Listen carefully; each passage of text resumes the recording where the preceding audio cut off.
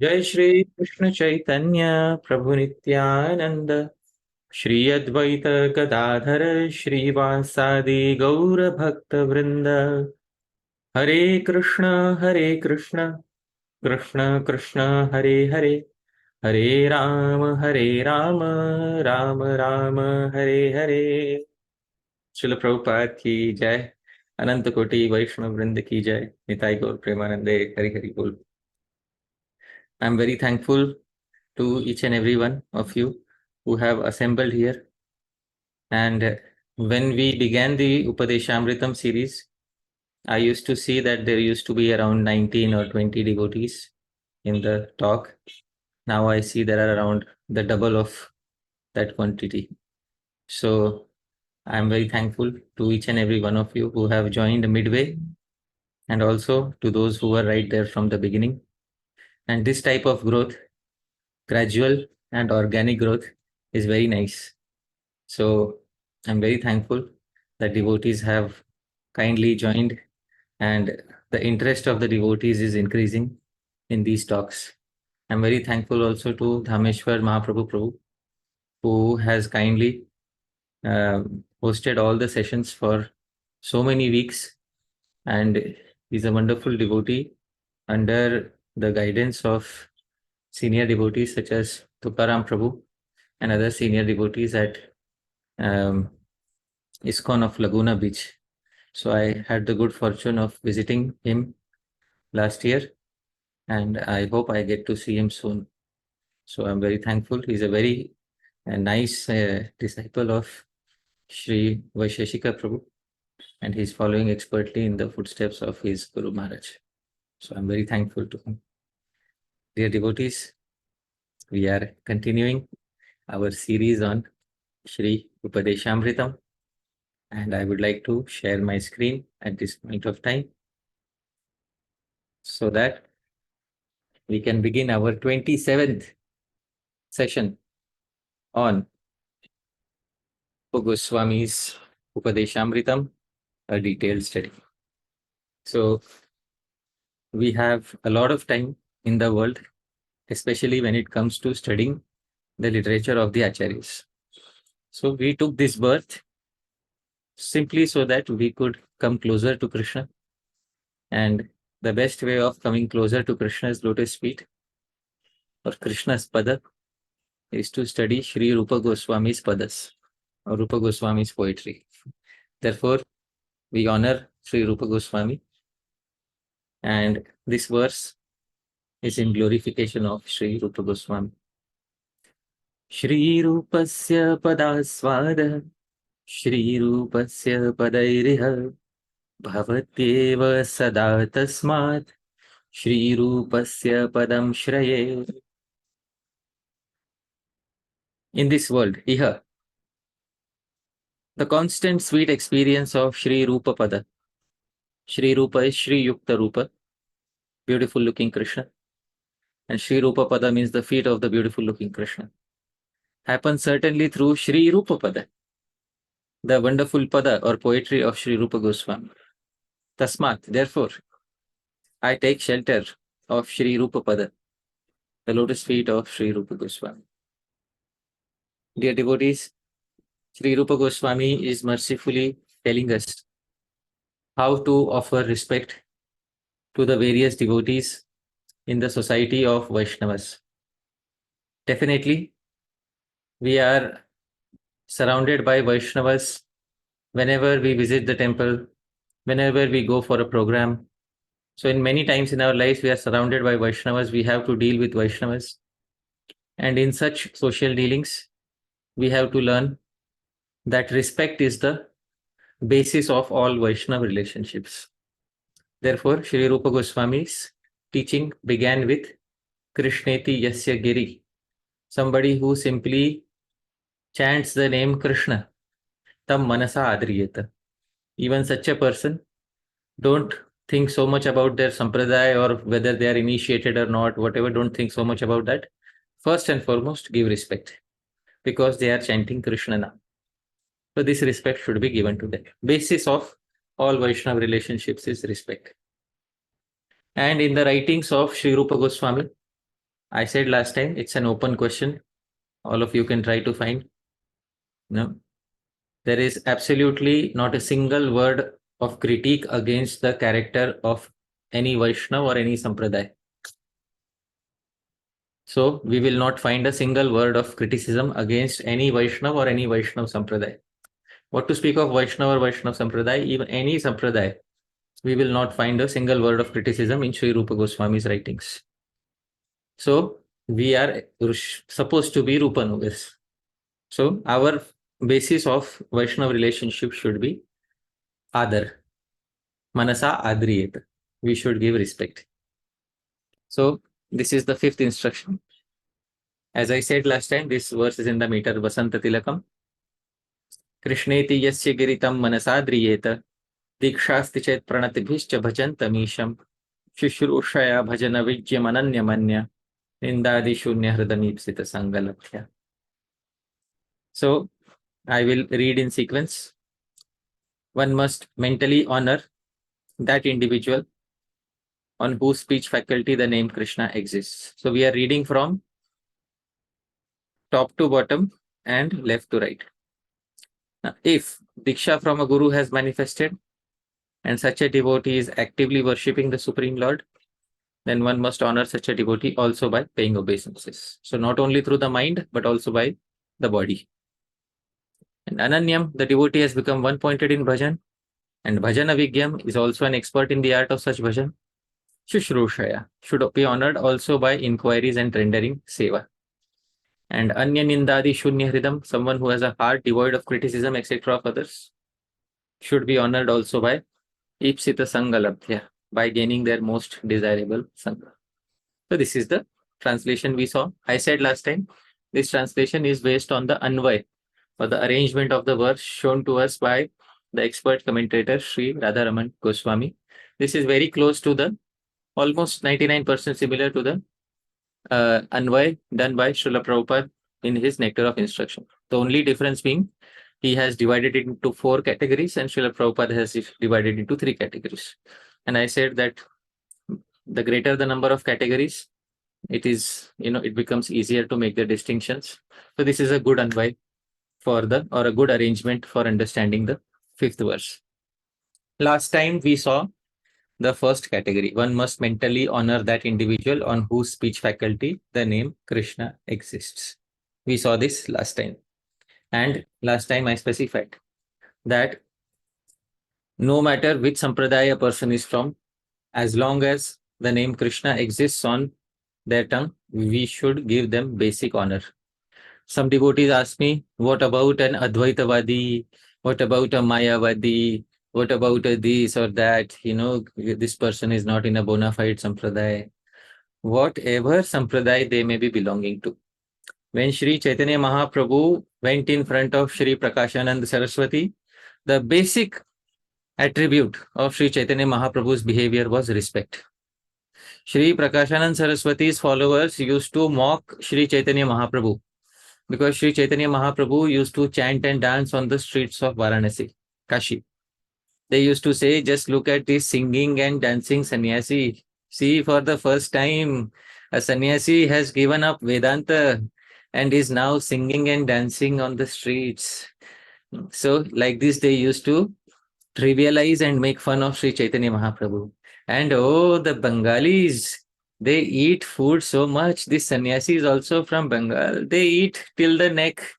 This sannyasi likes to eat and dance and sing. We have a colorful sannyasi in town. So like this, the followers of Prakashanand Saraswati used to speak against Sri Chaitanya Mahaprabhu. So the followers of Sri Chaitanya Mahaprabhu were very angry. Especially there was a Brahmin from Maharashtra. There was a Maharashtrian Brahmin who used to host Chaitanya Mahaprabhu for Prasadam every day. So he became very angry on Prakashanand Saraswati's followers. And then he composed a verse. I had shown this verse maybe a few sessions ago, that the lion, he eats red meat, but he mates only once a year. Whereas the pigeon, they eat some particles, some small particles or some small grains, but they mate every day multiple times. So what is the relationship between eating and sex desire? So like this, the followers of Sri Chaitanya Mahaprabhu wrote a verse as a reply to the followers of Sri Prakashanand Saraswati. But when Chaitanya Mahaprabhu heard this, he did not like it so much. Chaitanya Mahaprabhu wanted them to exhibit respect towards the sannyasi. And when Chaitanya Mahaprabhu personally met Sri Prakashanand Saraswati, basic quality was respect.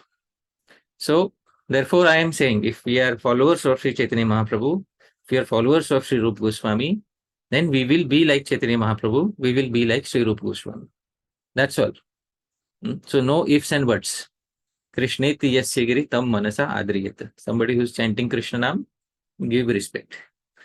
But if they start denying Krishna, if they start speaking against the personal form of Krishna, that time we can leave the place or we can counteract.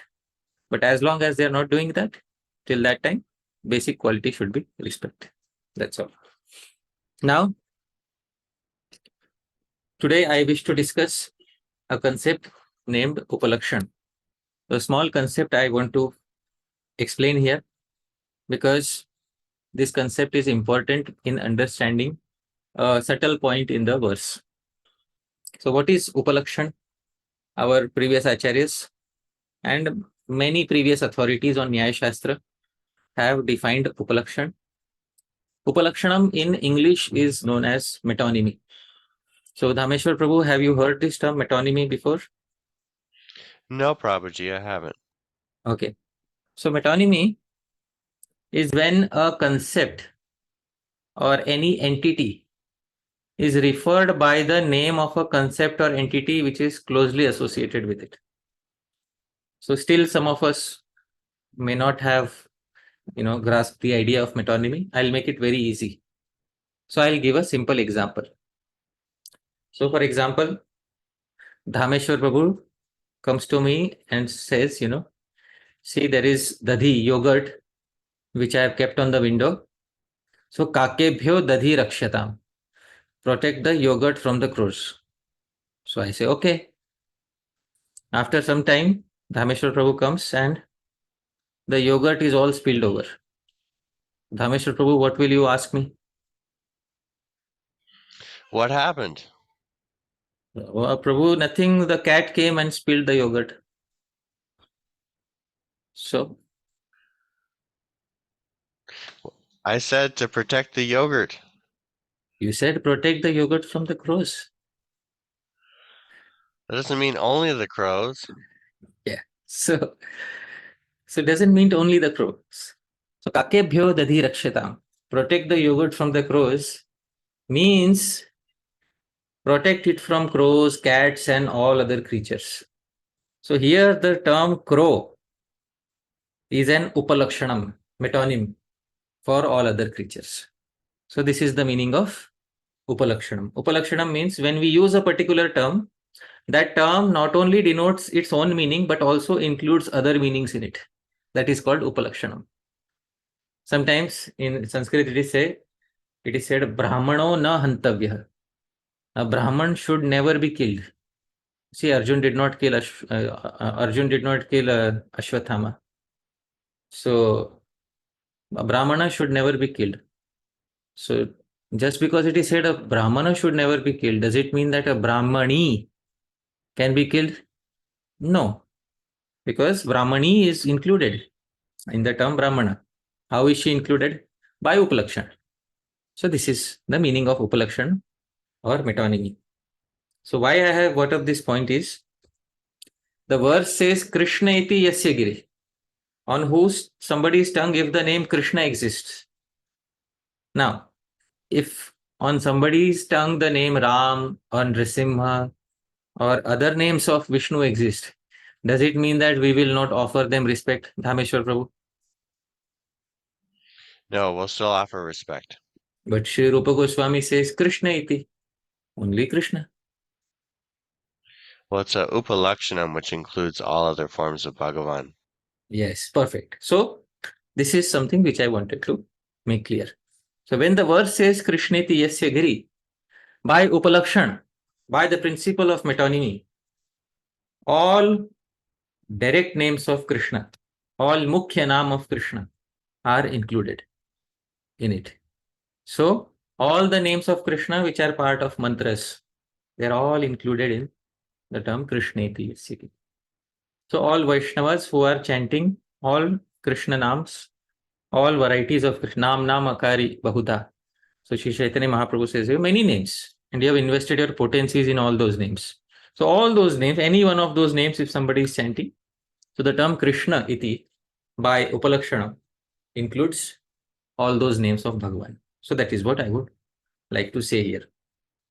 Now, I promised last time that there is another interpretation on this verse, which I will show. And this is a very creative interpretation by Sri Radharaman Goswami. I said I have taken one interpretation from Sri Radharaman Goswami as the main interpretation for this verse, which I have already shown. But he did not do only this one interpretation. He also has a very creative interpretation of this verse. So, here is the same verse again. And here is the creative interpretation by Sri Radharaman Goswami. I will speak the Sanskrit, Dhāmeśvara Prabhu. You please speak the English. Okay.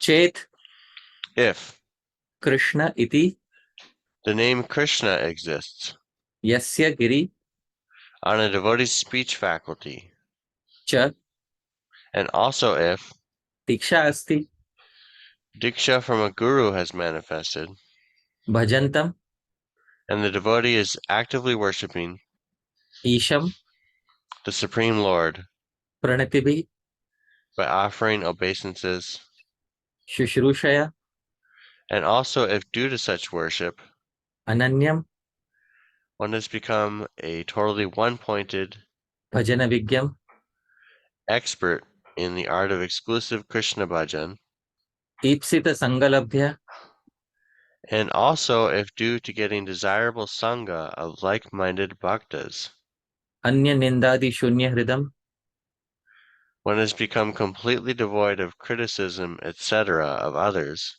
tam then such a devotee manasa adriyat. should be honored mentally as well as through speech, body, etc. So, Prabhu, are all the terms included in this? Yes. Yes. Now, Prabhu, let's see the alternate translation. Prabhu, please read. If the name Krishna exists on a devotee's speech faculty, and also if diksha from a guru has manifested, and the devotee is actively worshipping the Supreme Lord by offering obeisances, and also if due to such worship, one has become a totally one-pointed expert in the art of exclusive Krishna bhajan, and also if, due to getting desirable sangha association of like-minded bhaktas, one has become completely devoid of the criticism, etc. of others, then such a devotee should be honored mentally as well as through the speech, body, etc. How do you find this interpretation, Prabhu? That sets the bar a lot higher. Yes, Prabhu.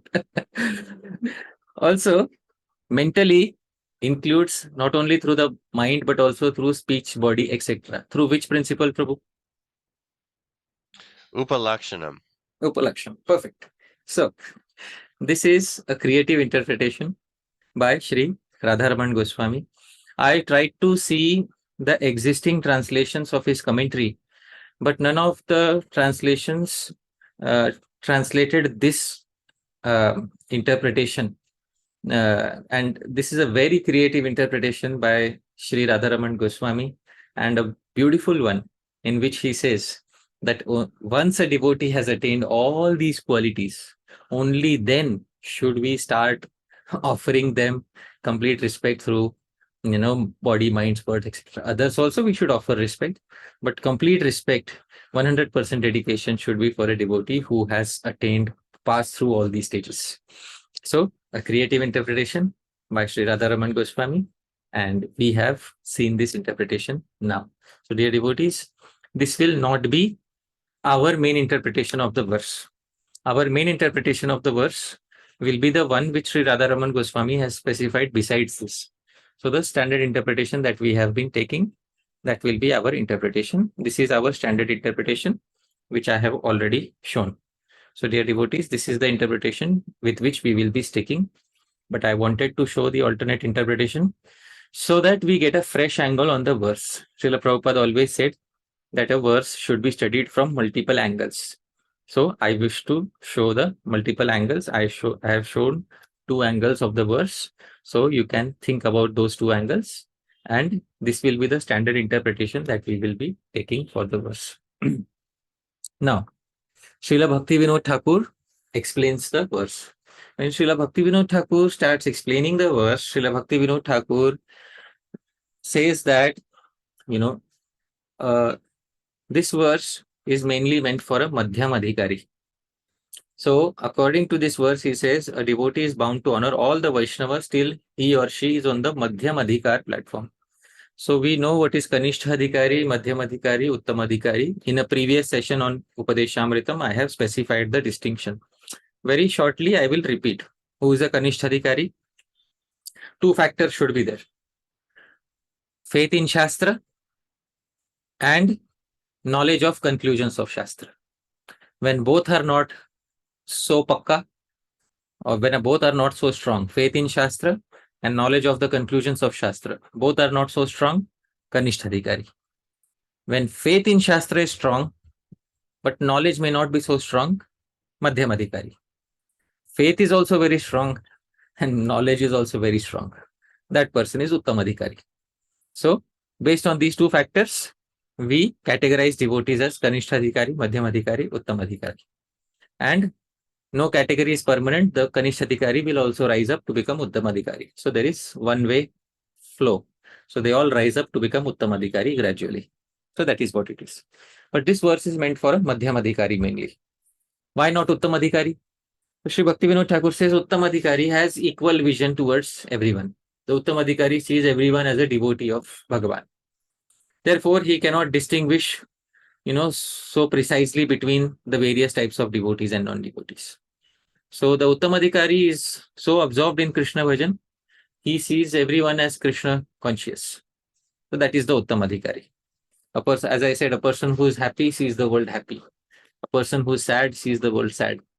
And a person who is fully immersed in Krishna Bhakti Ras sees the entire world as immersed in Krishna Bhakti Ras. That is the condition of Uttam Adhikari. So he is not the ideal candidate for this verse. Then the Madhyam Adhikari can make these distinctions. Now, if a Madhyam Adhikari sees a Kanishta who is chanting Krishna Nam, Krishneti Yasya Giri, they will honor the Kanishta mentally. If the same Kanishta is initiated by Guru, they will honor that Kanishta Adhikari by paying obeisances.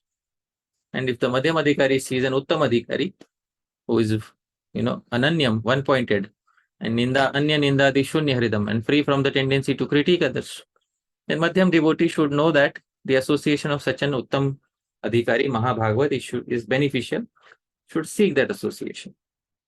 So short and sweet, this verse is meant for the Madhyam Adhikari, and how a Madhyam Adhikari should deal with the Kanishta Adhikari and the Uttam Adhikari. This is specified in the commentary by Srila Bhaktivinode Thakur Mahashaya. Now, Sri Bhaktisiddhanta Saraswati Thakur starts explaining the verse. He also gives a similar categorization. He says Kanishta Adhikaris are those who have uttered the name of Krishna even once. Now, he also says it's not required that they should be initiated or something like that. Anybody who has uttered the name of Krishna even once is Kanishta Adhikari. They should be honored mentally. Now, Madhyam Adhikaris are those who chant the name of Krishna constantly. When he says constantly, some devotees may interpret it 24 hours a day. Dear devotees, constantly doesn't mean 24 hours a day necessarily. Constantly means they have a fixed vow of chanting every day, which means they are initiated. All right. Sometimes we tend to misinterpret the words of the acharyas. So, when it says satatam, constantly, so our acharyas themselves say that satatam constantly means every day, a fixed vow every day. Pratyaham, natu pratikshanam. Srila Vishwanath Chakravarti Thakur says. Every day they have a fixed vow. So those are Madhyam Adhikaris, they have undergone initiation. They should be honored by paying obeisances. And Uttam Adhikaris are those who not only chant themselves, But on seeing them, others also start chanting the name of Krishna automatically. So they have such potency. So they should be honored by seeking their most desirable association. Finally, Srila Bhaktisiddhanta Saraswati Thakur says, if Madhyamadhikari falsely tries to imitate the Uttamadhikari, there will be a fall down. And if the Kanishtadhikari tries to falsely imitate a Madhyamadhikari, then also there will be a fall down. So please be naturally and organically situated on whichever adhikar that we are, and we should try to progress naturally, organically from that level of adhikar. No pretense is the policy of Srila Bhaktisiddhanta Saraswati Thakur. Srila Bhaktisiddhanta Saraswati Thakur is famous for making the statement that it is better to be an honest sweeper on the street rather than becoming a pretentious Vaishnava or a pretentious so-called Uttamadhikari. So it's better to be an honest sweeper on the street, because that way one renders some genuine service to the society, rather than rendering a big disservice to the society in the name of being a pretentious Vaishnava. So that is what he wants to convey in this. So this is the sum and substance of his commentary. Now, so coming back to our standard interpretation, we have covered the part where it says Manasa Adriyat. One must mentally honor the individual on whose speech faculty the name Krishna exists. Today, we are going to look into the second part. Chet Diksha Asti, if Diksha from a Guru has also manifested in that Vaishnav's character, Bhajantam, and a devotee is actively worshipping the Supreme Lord, then one must also honor such a devotee by paying obeisances. So there are two conditions here. Please note. First, Diksha should have manifested in that devotee's life. Second condition, Bhajantam Isham, the devotee should be actively worshipping the Supreme Lord. Sri Radharaman Goswami kept both conditions for offering obeisances to that devotee. Why both conditions? Why not simply pay obeisances to anybody who is having initiation? So it is not only important to get initiated, but it is also very important to be an active practitioner after initiation. There are many individuals who get initiated, but after a few years of practice, they get slackened and their practice becomes completely stopped. Such individuals cannot be covered under the ambit of this verse. Therefore, Diksha Asti Chet, Diksha should be there, and Bhajantamisham. And there should be active worship of Bhagavan going on every day. Active worship either through japa, chanting silently, or through kirtan, chanting loudly, or through deity worship. Some form of discipline by the Guru should be there in the devotee's life, because different gurus give different disciplines to the disciples. So some form of daily discipline of worshipping the Lord should be manifest in the life of the sadhaka. Such a sadhaka should be honored not only mentally, but also by paying obeisances through the body. So this is the second level of offering respect. As I said, sometimes a person becomes initiated, but after initiation, they are not able to worship the Lord for some or the other reason. This happened also in the life of Srila Prabhupada. So believe it or not, in the life of Srila Prabhupada, there was a time when Srila Prabhupada was initiated, but Srila Prabhupada was not performing any active worship. Externally, it seemed that he was not performing any active worship of the Supreme Lord. This is mentioned in the Prabhupada Lilamrtam. Dhāmeśvara Prabhu, kindly read this first sentence. At age 12, though it made no deep impression on him, Abhaya was initiated by a professional guru. Yes. So his father, Srila Prabhupada's father, Sri Gaur Mohan De, wanted his son to become a Vaishnava. And so he arranged for him to learn Mridanga, to learn how to play Kartal, made a beautiful chariot of Lord Jagannath, Baldev and Subhadra. And also Sri Gaur Mohan De arranged that his dear son should be initiated by a Vaishnava. So this initiation took place at the age of 12. And at that point, this was a family guru. It is called as Kul Guru, basically. So he got initiated by a Kul Guru. But And Srila Prabhupada wanted to worship the deities of Jagannath, Baldev and Subhadra. But that worship did not continue for long. It is specified in the Srila Prabhupada Lilamrta. Again, ahead, it says, Prabhupada, kindly read.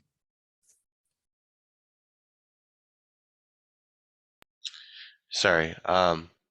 He had to abandon worshipping the Krishna deity he had demanded his father give him years before.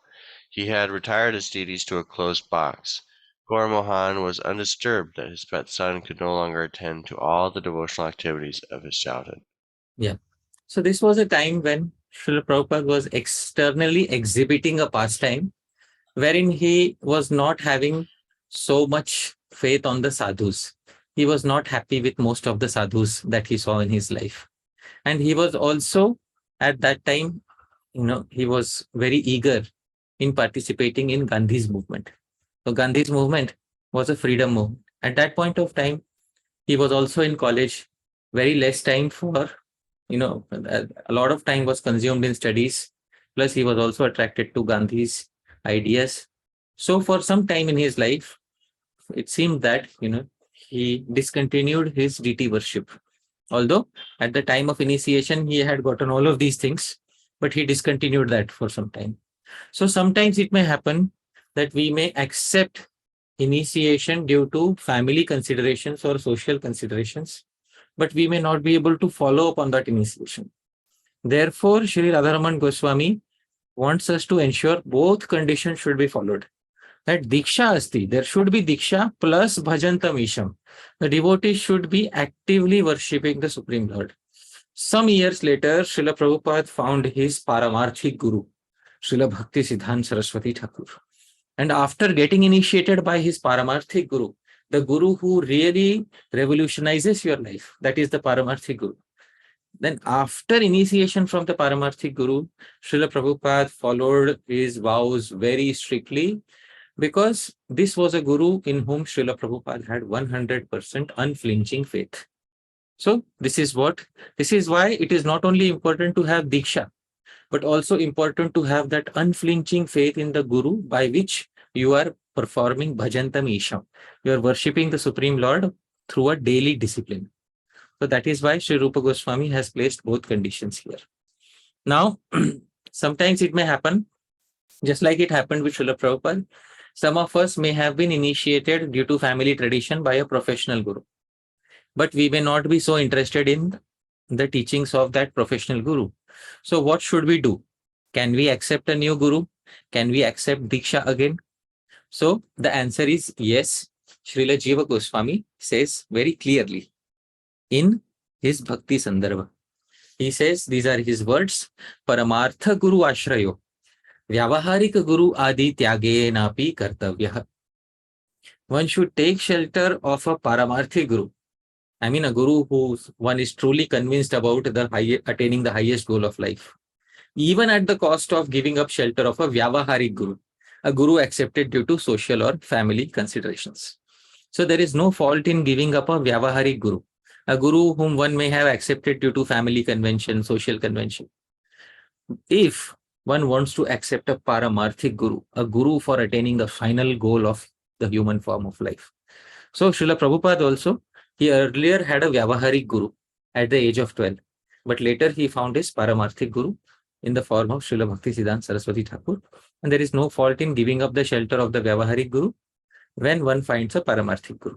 So this is what Diksha Asti Chet and Bhajan Tamisha. Now, after finding Paramarthik Guru, a devotee will not only have initiation, but will also have a regular discipline in which one sincerely believes in and is executing regularly. Therefore, Sri Radharaman Goswami had placed both conditions in offering prostrated obeisances. So this is the sum and substance of what Sri Radharaman Goswami wanted to say. Now, sometimes some individuals ask, well, I'm performing my daily sadhana, but I was initiated in my childhood from somebody who was not a Vaishnava. So, should I continue my sadhana? So, see, both conditions are there. Sometimes the Guru may be a Vaishnava, but the sadhana may not be there. So that we have already covered. Now, sometimes the sadhana may be there, but the Guru may not be a Vaishnava. So even in that case, Sri Jiva Goswami and the Acharyas, they say that one has to accept a Paramarthik Vaishnava Guru. This is a verse quoted in Hari Bhakti Vilas. Avaishnavopadishtena mantrena nirayam vrajet punascha vidhina samyak grahayed Vaishnavad Guru. By accepting mantra from a non-Vaishnava, one enters into deep suffering. Therefore, one who has done so should accept the mantra again properly from a Vaishnava Guru. Now, this statement has not been made out of sectarianism. The statement has been made because if somebody has determined that Bhagwan Krishna, Bhagwan Vishnu, they are the ultimate goal of life, then the Guru should also be somebody who is very close to Krishna, who is dedicated to Krishna or to Vishnu. Therefore, Shastra says that a person should accept a Vaishnava Guru. So, Diksha Asti Chet, when it says one should have initiation, so it is very important that initiation should be from a Vaishnava Guru, because the entire literature Upadeshamritam is meant for Vaishnavas. Therefore, when Sri Rupa Goswami is saying Diksha Asti Chet and Bhajantam Isham, one is worshipping the Lord, so that Diksha should come from a Guru who is in the family of Bhagwan Krishna, who is in Achyut Gotra, who is already initiated as a Vaishnava. So that is what is referred to here, because there are many other personalities who are, maybe Shaivas, worshippers of Lord Shiva, Shaktas, maybe worshippers of Shakti, Durga, or they may be worshippers of Ganesh or other deities, and they may have received initiation from such a Guru. So we respect all of them. Respect is the basic quality. But such individuals mostly will not have a daily vow of chanting Krishna Nam. So mostly individuals who have a vow of chanting daily Krishna Nam and worshipping a deity of Krishna daily are those who are initiated by a Vaishnava Guru. Therefore, Shastra says, take initiation from a Vaishnava Guru. That is the best way of progress on the path of Krishna Bhakti. So once the goal is clear, Bhagwan Shri Krishna, then the Guru who guides us should also be a person who is attached to Bhagwan Shri Krishna. Now, having said that, what is Diksha? And this is a major question asked. What is the meaning of Diksha? When we say, let's say, we have to accept Diksha from a Vaishnava, agreed. But what exactly is Diksha? Dhāmeśvara Prabhu, is Diksha like the Guru keeps hand on your head and says, now you are my disciple? Or does Diksha mean that the Guru appears in your dream and, tells you your secret Swarupa? Or what exactly is Diksha? Prabhu, can you share some of your thoughts?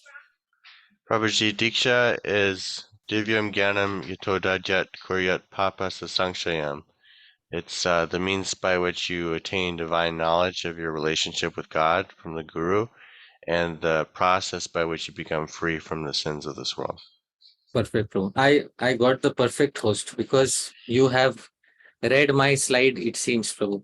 This was the verse which I was going to quote, and thank you for quoting the exact verse. After thinking about all the varieties of Diksha that exist in the world, there are many types of Diksha that are there in Vaishnava circles. Dear devotees, some Vaishnavas, they don't change the names of their disciples. Some Vaishnavas do change the names of their disciples. Let me give an example. Like Srila Bhaktivinode Thakur, he was initiated by Shri Vipin Bihari Goswami. His name, civil name was Shri Kedarnath Datta, and he got a title Bhaktivinode. That was his title. But Dhāmeśvara Prabhu, do we have any name of Shri Bhaktivinode Thakur ending with a Das? No, we don't. We don't have any name of Shri Bhaktivinode Thakur ending with a Das. In Chaitanya Mahaprabhu's Leela, there are so many devotees whose names don't end with a Das. Does it mean that they were not initiated? No, it doesn't. Yeah, it doesn't mean. So, sometimes the names are changed, sometimes the names are not changed. Sometimes there is a vow of chanting 16 rounds, sometimes a vow of chanting 64 rounds, sometimes a vow of chanting 4 rounds. So, But if the entire concept is analyzed from a neutral point of view, so Diksha gets defined through this verse. Sri Bhaktisiddhanta Saraswati Thakur quoted this verse in his commentary. This verse is from the Hari Bhakti Vilas. Divyam Jnanam Yato Dadyat Kuryat Papasya Sankshayam Tasmad Diksheti Sa Prokta Deshikais Tattva Kovidai. Sa Prokta, she is known as Diksha. So Diksha is a feminine term. She is Diksha. She is known as Diksha by the expert knowers of truth, Tattva Kovidai, because first, she bestows Diyate. Di comes from Diyate. So she bestows the transcendental knowledge. And she removes Ksha. Ksha comes from Kshaya. She destroys all sins. Therefore, by taking the initial alphabets of Di and Ksha, Diyate, and Kshaya, it becomes Diksha. And since she is a lady, Diksha, basically. So Diksha, therefore she is known as Diksha. So this is from Hari Bhakti Vilas, 2nd chapter, verse number 9. So Divyam Jnanam Yato Dadyat Kuryat Papasya Sanksha. Sum and substance of the verse is the process by which the Guru accepts the disciple. The Guru bestows transcendental knowledge about what? Sambandha, Abhideya, Prayojan. 3 things. What is your relationship with Bhagavan? What is the process of attaining Bhagavan? And what is the goal to be attained? So these 3 are given. So 3 things are bestowed. This is called Diyate. Transcendental knowledge is bestowed. And Kshiyate. And some things are removed. What are removed? Pap. So some things are given, some things are removed. Diyate, Kshiyate. Now the hidden meaning of the verse will become clear. So some things are given, some things are taken away by the Guru. So what is given is Sambandha Gyan, Abhideya Gyan, Prayojan Gyan. And what is taken away is all the sinful reactions. So therefore she is known as Diksha. She is the process by which something is taken, something is given. Therefore she is known as Diksha. So this, dear devotees, Diksha is nothing but, give and snatching away of sins, giving transcendental knowledge, snatching away of sins. So this is all sorts of Dikshas, whether it is by changing somebody's name or not changing somebody's name, whether it is 16 rounds or 64 rounds or 4 rounds or, all sorts of Diksha are summarized in this understanding.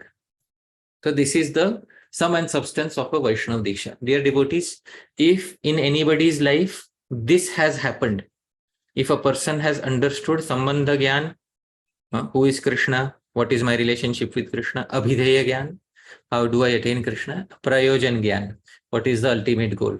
If a person has a Guru to whom they are dedicated, if they are following a regulated discipline, and the Guru has taken responsibility for them and taken away their bad habits, then one should be understood as being initiated. This is the understanding. Dear devotees, this is the broad-minded understanding of Diksha. Please keep this understanding with you, because in our day-to-day life, we may meet Vaishnavas who come from various sampradayas. In some sampradayas, Vaishnav sampradayas, the names may not be changed. Some Vaishnav sampradaya, 3 rounds of Tulsi Mala. Some Vaishnav sampradaya, only 1 round.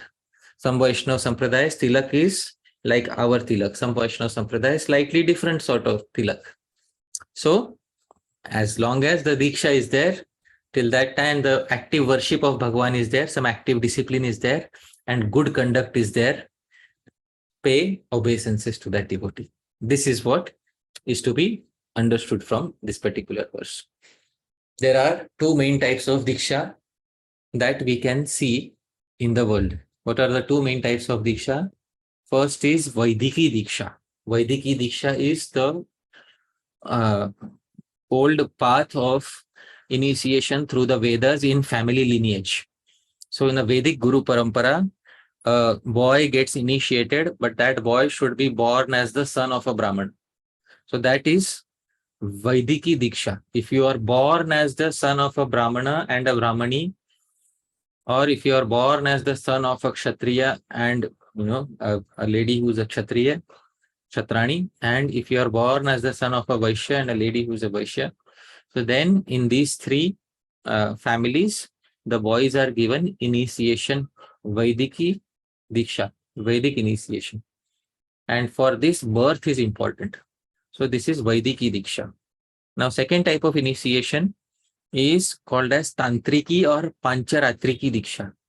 Now, this is for anyone and everyone, from a Brahmana all the way down to a dog eater in the society. All people can take Tantriki and Pancharatriki Diksha. This initiation is through the path of Pancharatra or Tantra literature. And this initiation is for generating the qualities of Brahmanas, especially in those who are not born as Brahmanas. So this is the second type of initiation. Now, this second type of initiation is very important in the age of Kali Yuga. Very important. Because in the age of Kali Yuga, most people cannot have access to the first type of initiation. Vedic Diksha is when one is born in a family of, mainly in a family of Brahmanas, one gets initiated mainly through the family priest. The father gives the initial training, and then the family priest and the Brahmanas, they initiate into the Vedas. So that is Vaidiki Diksha. I will give examples of some individuals who have Vaidiki Diksha. Like Sri Jaidev Goswami was born in a Brahman family. Now, Sri Jaidev Goswami got his Brahmin initiation through his family lineage. And he got mantras for worshipping Bhagavan Vishnu through his family lineage. So, Vaidiki Diksha. So, that is also honored.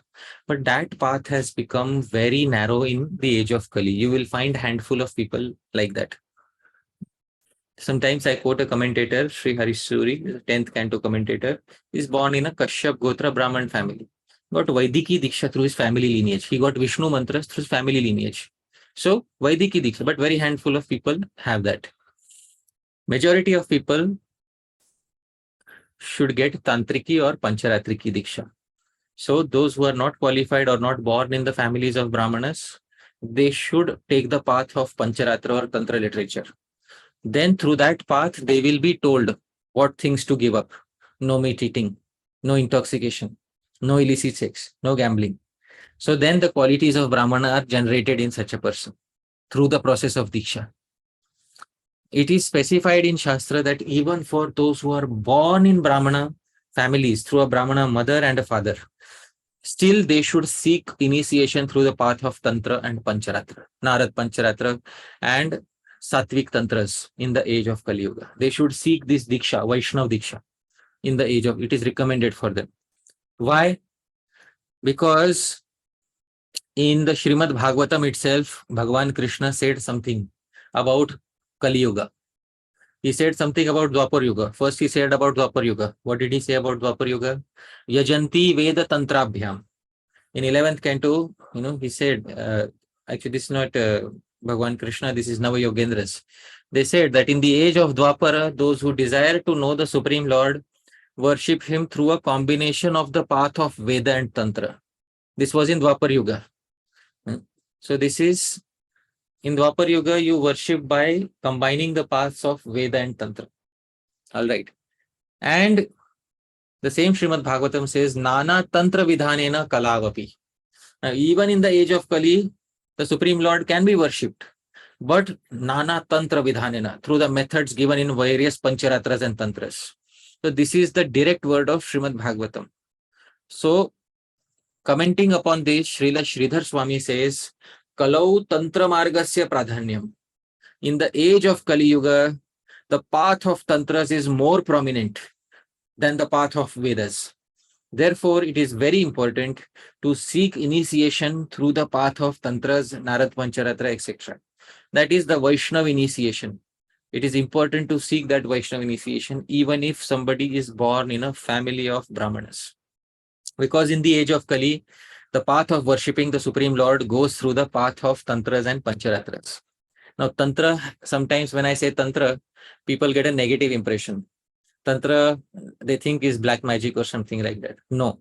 Tantra is a separate category of literature which was given mainly by Bhagavan Shiva to worship all sorts of deities, Vishnu, Durga, himself, Shiva, but Vaishnav Tantras. Here, by Tantra, it is meant Vaishnav Tantra. So Vaishnav Tantras are indicated. The Tantras in the mode of goodness, Vaishnav Tantras are being indicated here.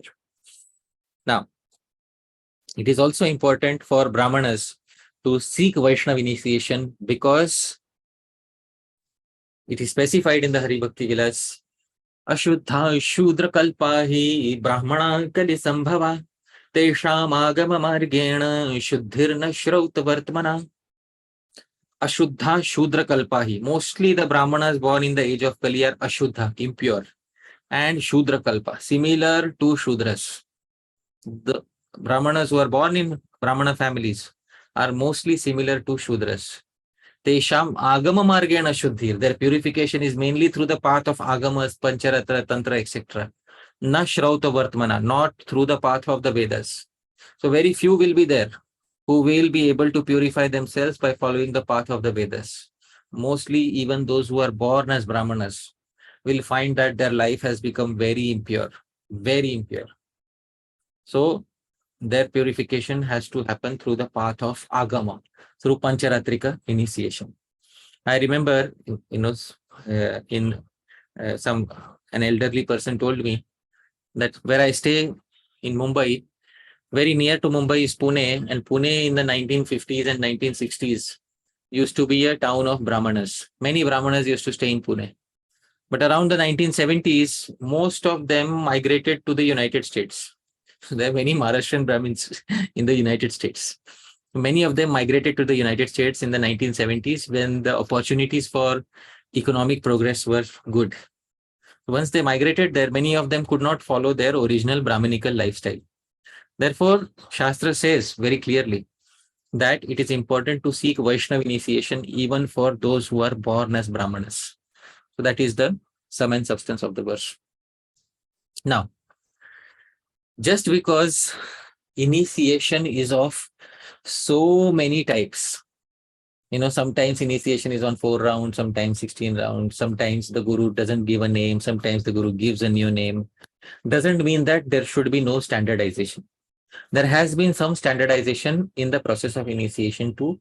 This standardization has been recommended by our acharyas. So, in an organized society of Vaishnavas, especially those of us who are belonging to an organized society of Vaishnavas, there has to be some standardization of initiation. We need to have some standards of initiation. So how do we decide who is initiated or who is not initiated? Because if we keep 0 standards and if we just say Divyam Gyanam Yato Dadyat, just receiving transcendental knowledge and taking away the sins, then tomorrow anybody will start claiming that in my dreams, my Guru came and gave me transcendental knowledge and took away my sins. So I got initiation through a dream. This may be okay for an individual to claim, but if we are in a Vaishnava society, we need to have a standardized process. So the standardized process was specified by Srila Baldev Vidyabhushan in his Prameya Ratnavali and was heavily recommended by Srila Bhaktivinode Thakur in his writings. What is the standardized process of initiation, Diksha? It is called as Pancha Samskar. What is Pancha Samskar? Pancha Samskar means there should be 5 reformatory activities that take place. Srila Baldev Vidyabhushan specifies this in the Prameya Ratnavali in the 8th Prameya, in the 8th chapter. Tapaha Pundram Tatha Nama Mantro Yagascha Panchamaha Amihi Pancha Samskarah Paramai Kanti Hetavah.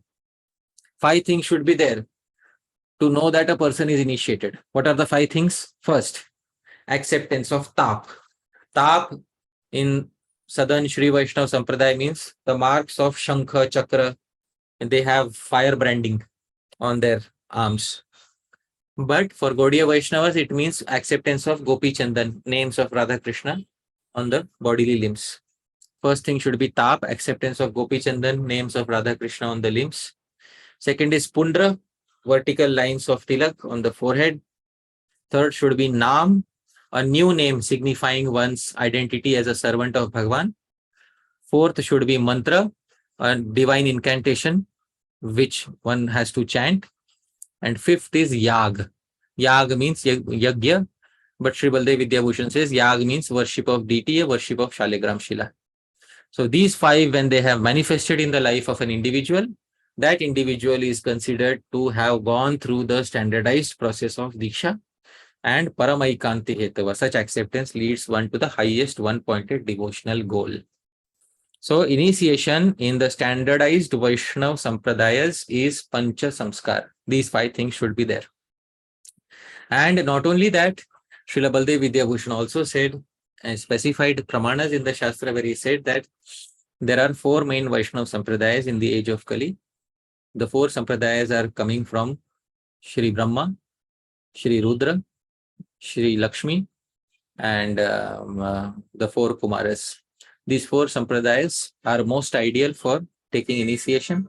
So accepting initiation in these four or a branch of these four is the most ideal initiation that should be accepted by any person who is sincerely looking to advance in their spiritual life. So this is the standardized process of Diksha. But please remember, there are many individuals who may not have followed the standardized process, Pancha Samskar, who may not be having a new Naam. I gave examples of individuals who are initiated by Guru but may not have a new Naam.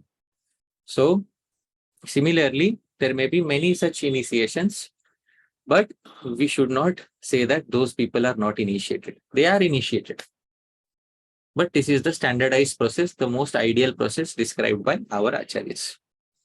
So please do not exclude other Vaishnavas, because sometimes, as I said in the previous talk, we have a tendency of making groups of Vaishnavas based on our understanding. For example, I heard in one of the talks, somebody was saying that if on the day of initiation, if you don't shave your head, then you are not really a disciple who has surrendered. So something like that. So then I asked them, where have you read this in Shastra? So then they said, no, I have not read in Shastra, but this is the bare minimum condition for becoming a disciple. You should surrender by shaving your head. So many people just make up things in their mind, and then they, make a following around that teaching. So dear devotees, similarly, some individuals say that Diksha means only this type of Diksha is Diksha. Other Dikshas are not Dikshas. So we should not be like this. Srila Bhaktisiddhanta Saraswati Thakur does not like this type of an understanding. He said in his article on killing of Putana that the bona fide teacher of religion is neither any product nor the favorer of any mechanical system. So we should not, say that this system is the only system for attaining Bhagwan. So the bona fide teacher will never be the product nor the favorer of any system which has been turned into a mechanical system. All systems are good, but when they are turned into mechanical systems and when you put a condition on them that this is the only way of attaining perfection, then it becomes a mechanical system. And in his hands, no system has likewise the chance of degenerating into a lifeless arrangement. And the mere pursuit of fixed doctrines and fixed liturgies cannot hold a person to the true spirit of doctrine or liturgy. So just because somebody has become initiated in a particular way doesn't mean that he is truly a disciple. And just because somebody is not initiated in that way doesn't mean that he is not a true disciple. Initiation mainly is Divyam Jnanam Yato Dadyat Kuryat Papasya Samshaya. Bestowing of transcendental knowledge, removal of sins. This is Diksha. So I later also showed that individual who was saying that you have to be shaved head. I showed that painting of Srila Prabhupada when he was getting initiated. So I later showed that when Srila Prabhupada himself was getting initiated, all the other sannyasis around him were shaved head. But as a grihastha, Srila Prabhupada had hair on his head. So I showed this pramana to make him understand that sometimes we should not make these artificial understandings in our mind based on our speculation. What to speak of, a person who is initiated as a Vaishnava? Sometimes it may also happen in a very extraordinary case that a person may even be rejected by their Guru, but Krishna may accept them. In the 9th canto of Srimad Bhagavatam, there is the pastime of Pṛṣadhra, who is appointed by his Guru, Vasishtha, to safeguard the cows. And Pṛṣadhra, in the dark of the night, he is safeguarding the cows with his sword in his hand. And Pṛṣadhra, while he is safeguarding the cows, a tiger enters into the cowshed. And due to darkness, he is not able to see. He slashes the sword, and accidentally the cow gets killed instead of the tiger getting killed. So in the morning, Pṛṣadhra becomes horrified. He comes and tells his Guru. Vasishtha curses Pṛṣadhra. And Pṛṣadhra doesn't retaliate. He goes to the forest, performs devotional service, and in that very life perfects himself and goes back home, back to Godhead. So it's not only, so Bhagwan's perfection does not depend upon any artificial conditions. But Diksha should be there. It's a general recommendation. We all should get initiated. Bhagwan can make the exceptions. So this is the standard understanding of Diksha. Dear devotees, once again I will repeat that Diksha basically means to bestow transcendental knowledge, Sambandha Abhidaya Prayojan, to take away all the sinful reactions. This is the basic definition of Diksha. Secondly, Diksha also has a standardized process which is known as Pancha Samskar, bestowing 5 things on the disciple, which is Tapa, Pundra, Yaga, etc. And there are some who may not be having Pancha Samskar, but as long as they have a proper Guru, they have good behavior, they have Sambandha Gyan, we should still consider them as initiated, because Diksha is of various types and we should respect all those types of Dikshas that are there in the Sampradaya. Finally, I would like to share a very nice verse. This verse appears in a commentary on the 10th canto of Srimad Bhagavatam. More important than the qualification of the Guru is the attitude of the disciple. So in the 10th canto, when Bhagwan Shri Krishna liberates the 2 Yamal-Arjuna trees, basically Yamal means 2. So when he liberates the Yamal-Arjuna trees, at that point of time, the devotee commentator Sri Hari Suri, he composes a very brilliant verse on this particular incident. This verse is in the meter Manda Kranta. I will recite this verse and then explain the meaning. He says, Mukhyo hetur bhavati bhuvane sudhritau bhavanaiva baddho baddha prabhavatu gurus tatra hetur na chaishah baddhe pishe yadih bhagavad bhavanatah svarupam praptau muktepya parataravo naiva yattadvihina.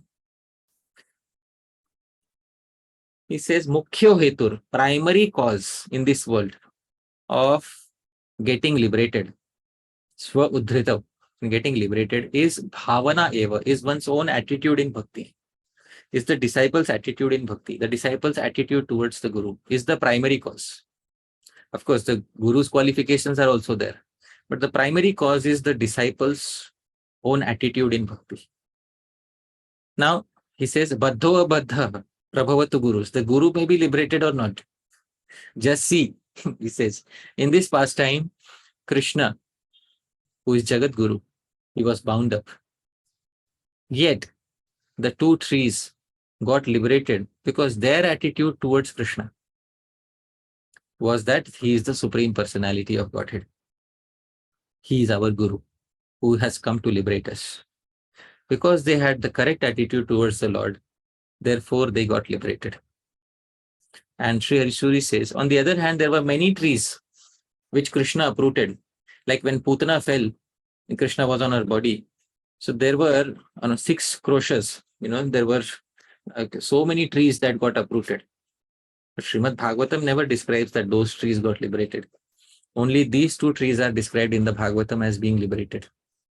So it's important to know that mainly it is the disciple's attitude which is the determining factor in progress on the path of bhakti. And the secondary factor is, of course, the qualification of the Guru. but the disciple's attitude is of primary importance. Diksha mainly depends on the disciple's attitude, also depends on the qualification of the Guru. But we should know that once a person is initiated and has the proper attitude, then we should respect them by offering them obeisances. In this way, we should understand the verse. Dear devotees, at this point, I would like to conclude. Yadatra skhalitam kinchit vidvamsah purayantu tat. Yadatra saushthavam kinchit tad guroreva me nahi. Yadatra skhalitam kinchit. If there are any mistakes in what I said, vidvamsah, you're all learned devotees, purayantu tat. You please correct any mistakes. But yadatra saushthavam kinchit. If there's anything nice, please know that tad guroreva, it belongs to my Gurujanas. Me nahi, it doesn't belong to me. Thank you very much, Dhāmeśvara Mahāprabhu Prabhu. Thank you all the dear devotees.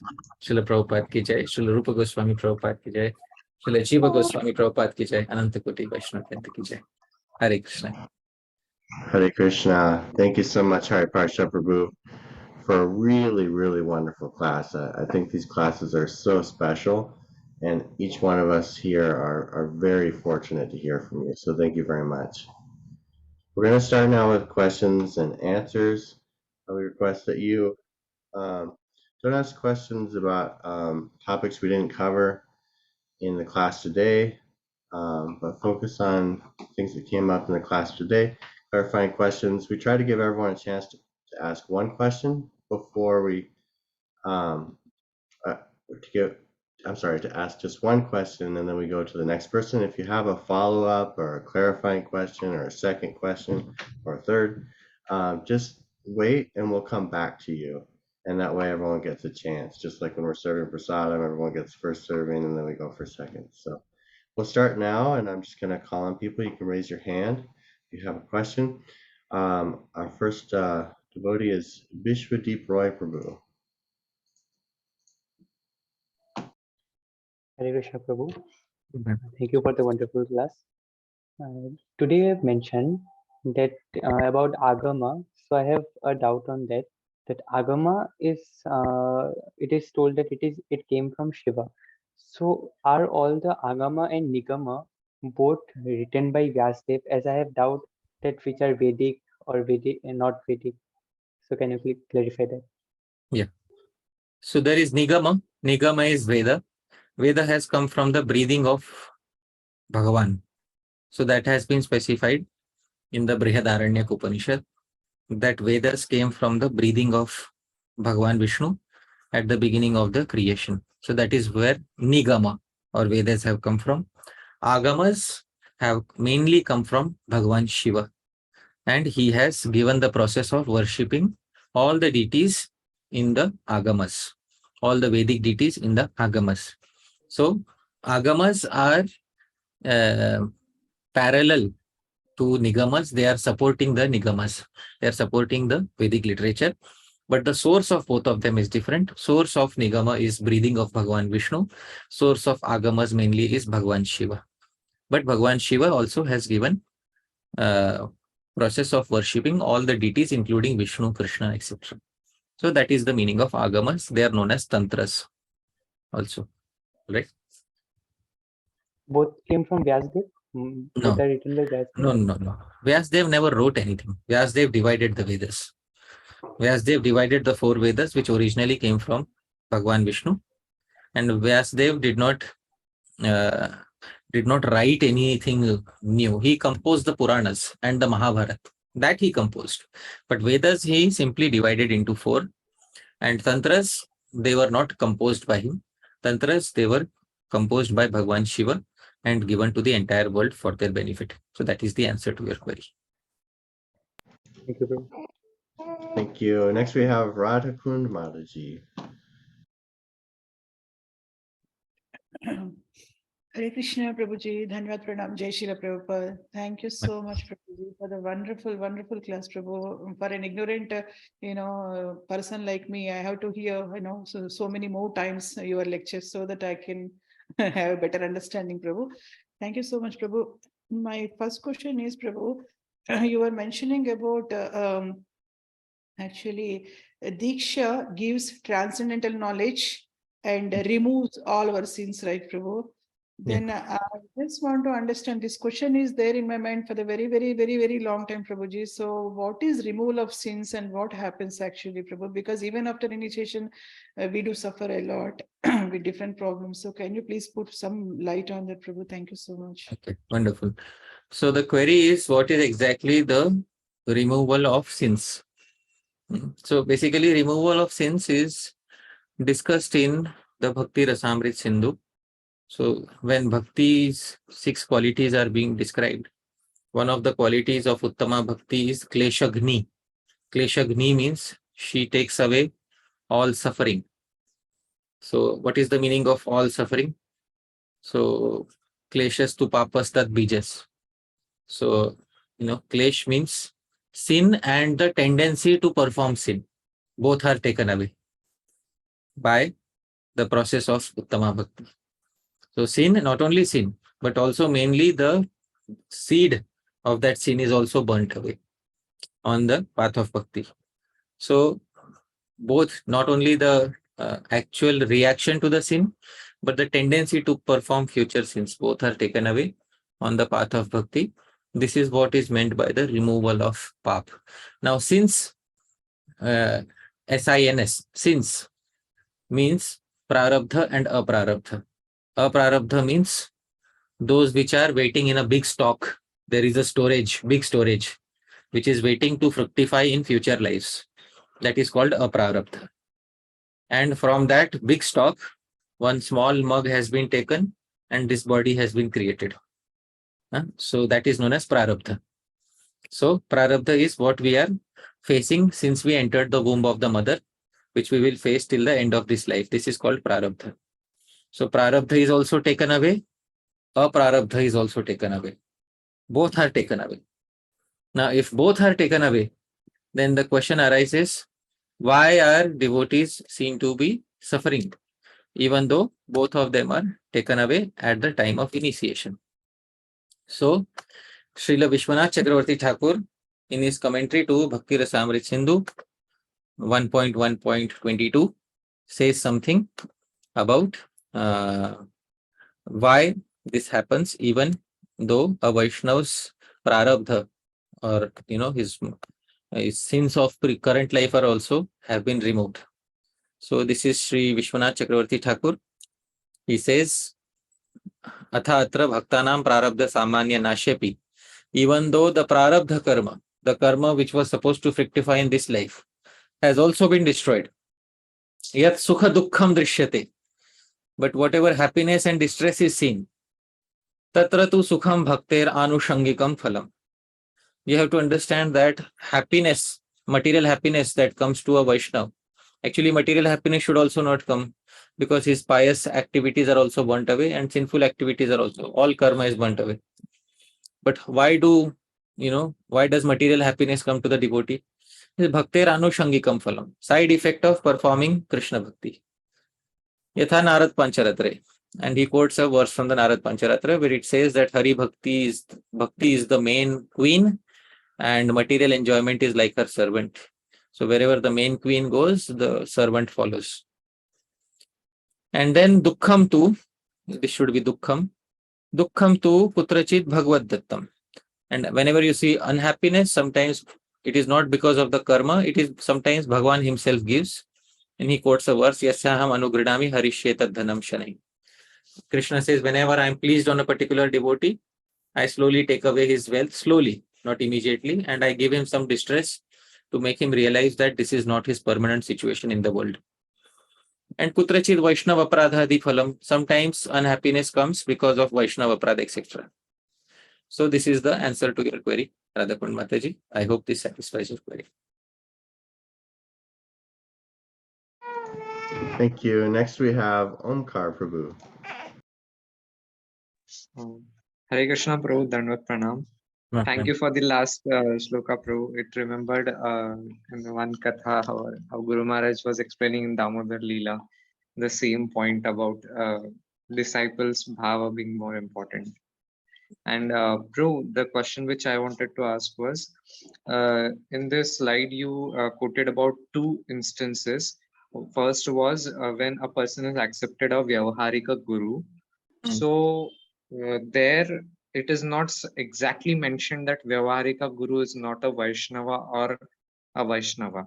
So it can actually mean both. And even in the case of Srila Prabhupada, actually he was initiated from a Vyavaharika Vaishnava Guru. So in the life of a disciple or maybe a person's spiritual journey, it may happen that a person may have accepted initiation due to some social conventions or due to some knowledge which he had at that time. And later on, he may say that now I've met a person who is actually my Paramarthika Guru, because now I can see my spiritual life more clearly, and may take shelter of the second person. So what would you say about this case? Yeah. So basically, when a person accepts initiation from a Vyavaharik Guru, it is due to some social pressure, peer pressure, or due to some convention in the society. When one accepts that, one's own intention is not there, but the intention of society or family is prominent there. That is the reason for accepting a Vyavaharik Guru. So one's own intent is not there in accepting such a person as Guru. Later, when one accepts from a Paramarthik Guru, one's intent is the primary focus, that I want to accept, because now this is the Guru who will deliver me from the actual problems of the material world. That acceptance is called as Paramarthik, because that acceptance is related to your Param Artha, your ultimate attainment. That when one accepts voluntarily for attaining the Param Artha, for the highest attainment, that is called Paramarthik Guru. And when one attains for Vyavhar, for social benefit, or for continuing the social tradition, that is called Vyavaharik Guru. So it depends on what was the inclination at the time of accepting the Guru. Srila Prabhupada, when he accepted the first Guru at the age of 12, I mean, he did not like accept him as a Paramarthik Guru. He accepted because it was Vyavahar. His father said, you should do it, so do it. Right? So, similarly, later when he accepted Srila Bhaktisiddhanta Saraswati Thakur, it was out of Paramarth. So genuinely he understood that this is my Guru who is my eternal shelter. So, similar, the intention of the disciple is of primary importance here. I hope it answers your query. Right? Yes, Prabhu, thank you. But this point of Paramarthika Guru could be used by some people to justify. Yeah. There are people who abuse every tradition, but it is those people who will suffer in the end. Others will not suffer. Yes, thank you. Next we have Mohit Deshmukh. Hare Krishna, Prabhuji, Srila Prabhupada. Thank you for a wonderful setup. As you mentioned a verse from Hari Bhakti Vilas, the definition of Bhakti, that she bestowed Divya Jnanam, snatches away all the sins. So Guru bestows at the initiation time, he bestows Sambandha Jnana, Abhideya Jnana, and Prayojan Jnana. So that doesn't mean that when we took Harinam initiation or Brahman initiation, at that time only Guru can bestow that. Right? It is not needed. And what here Sambandha Gyan means understanding ourselves as Nitya Krishna Dāsa, or particular relationship with Krishna. When we come to understand that means we got, or we have been bestowed Sambandha Gyan. So this was the question. Hare Krishna. So the question is, Sambandha Gyan means a specific Sambandha Gyan or general Sambandha Gyan? That is what you're saying? Okay. Yes. Yeah. Okay. So, as I said, the Shastra just says Divyam Jnanam. Divyam Jnanam means you are bestowed transcendental knowledge. The Shastra does not specify the details, because in some branches of the Sampradaya, specific details are given. Like when Srila Bhaktivinode Thakur got initiated by his Diksha Guru, Sri Bipin Bihari Goswami, he was given specific details of what is his Sambandha with Krishna. But when other Vaishnavas get initiated, they may not get specific detail. They may just get a general detail that you are Krishna Das. And so doesn't mean that one is initiation, one is not initiation. Both are initiations. But the difference is, in one initiation a specific detail is given, in another initiation a specific detail is not given. Now why? Because the specific detail is supposed to be realized later by the disciple. So that is what the attitude of the gurus towards initiation is different. Therefore, the process of initiation becomes slightly different. But both initiations are good and valid and should be respected, and both are diksha. And a person who is initiated in both ways should be offered respect if they are having sadachar, good behavior, and if they are actively worshipping the Supreme Lord. So that is the sum and substance of And the it verse. does not need that at the time of Harinam initiation or the Brahma initiation, the Guru bestows that, right? It's not necessary that the Guru bestows a specific Sambandha Gyan at the time. No. The Guru should have there is 1 year of testing period. The Guru and disciple are looking at each other. The Guru is bestowing teachings during that time.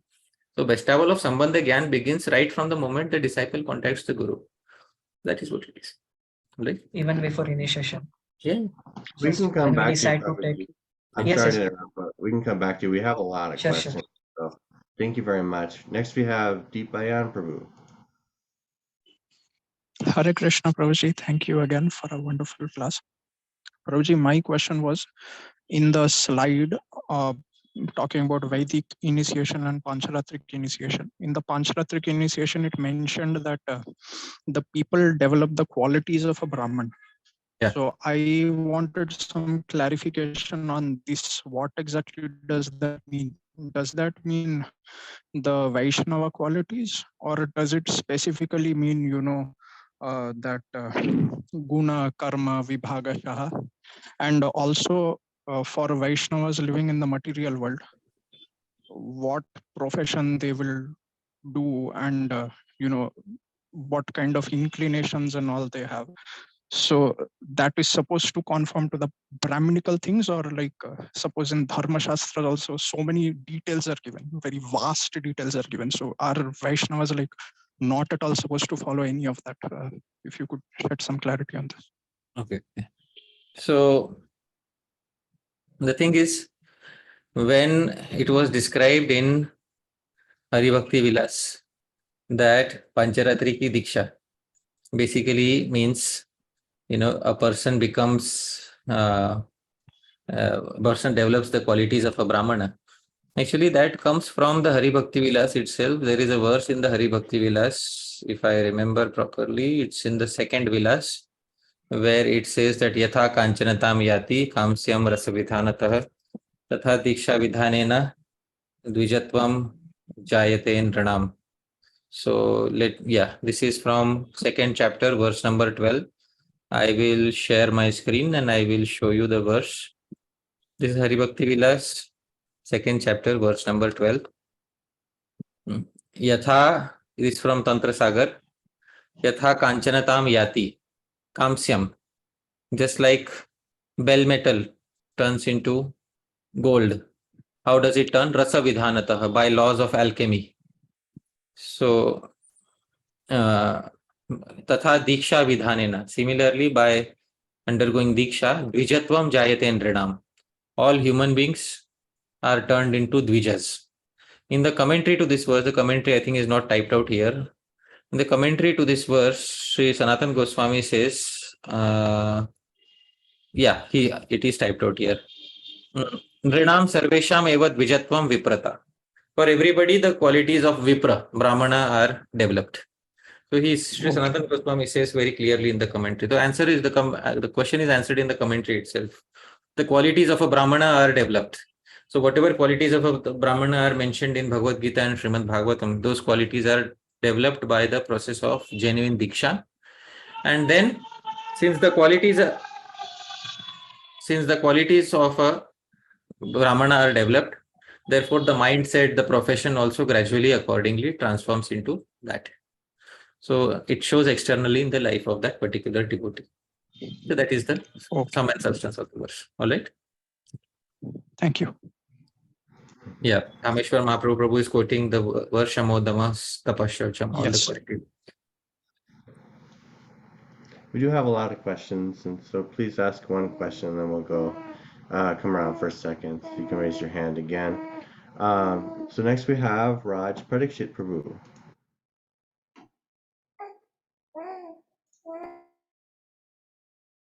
Yeah, Raj Parikshit Prabhu, please unmute. He's not unmuting. Let's go to somebody else.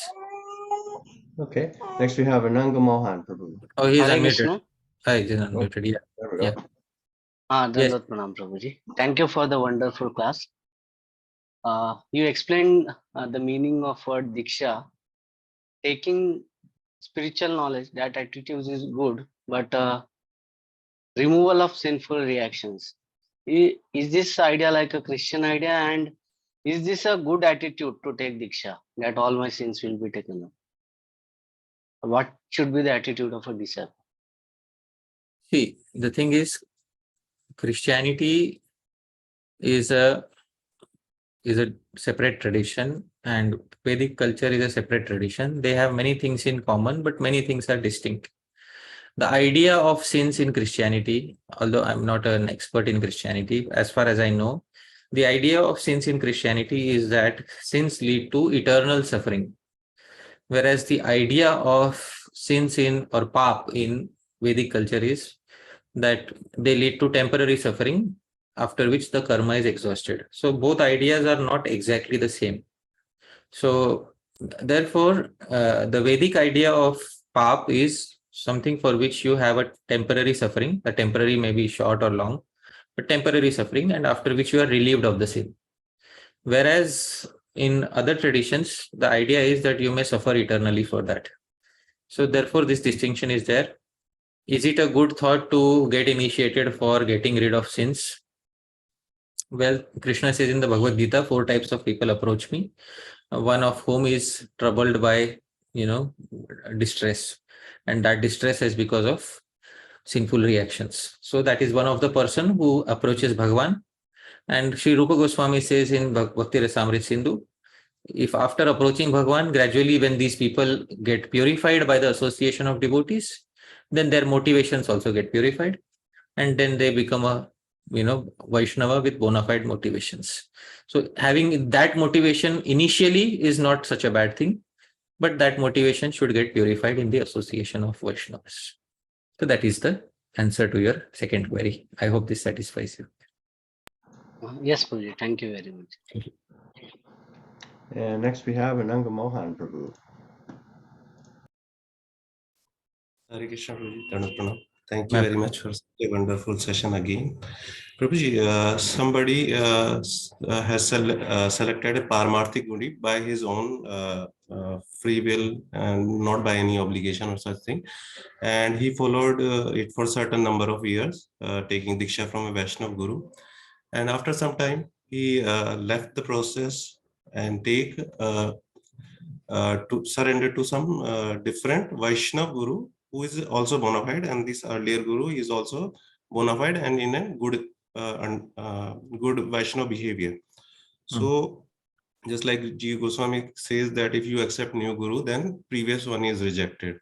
So what is the fate, or Shastra speaks about such a scenario? The thing is, what is the fate, or what does Shastra speak about a scenario in which one rejects a bona fide Guru? So the thing is, one is not supposed to reject a bona fide Guru, because ultimately Diksha means bestowal of Divyam Jnanam. So Divyam Jnanam has already been bestowed to you by a bona fide Guru. If you are getting another Guru, you can take the Shiksha from that Guru, the Divya Jnana from that Guru, and one should never neglect one's existing Diksha Guru. This was specified in the Krishna Bhajanamritam of Shri Narahari Sarkar. In the Krishna Bhajanamritam, he says this. Let me point out the exact reference to that. I am sharing my screen. This is Shri Narahari Sarkar's Shri Krishna Bhajanamritam. And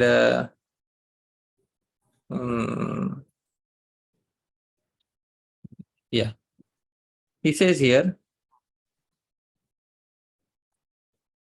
Tatra Diksha Guruvah Shiksha Guruvascha Visheshatah Santi. 2 Gurus are important in your life, Diksha and Shiksha Guru. Tayor Eva Karyam. These 2 should be listened to, and their instructions should be carried out. Yadi Tav Alpabalav. If these 2 are also of little strength, Diksha or Shiksha Guru, Diksha Guru is especially of smaller strength. Tathapi Anya Mahatam Mukhat Shiksham Vishesham Gyatvapi. Then you can go to another strong Vaishnava and take Shiksha from them. After taking that Shiksha, Gurave deyam, bring it back to your Guru. Okay, come back to your Guru and bring it back to your Guru. Tadeva Gurushu Pathiniyam, and study that same in the association of your Guru.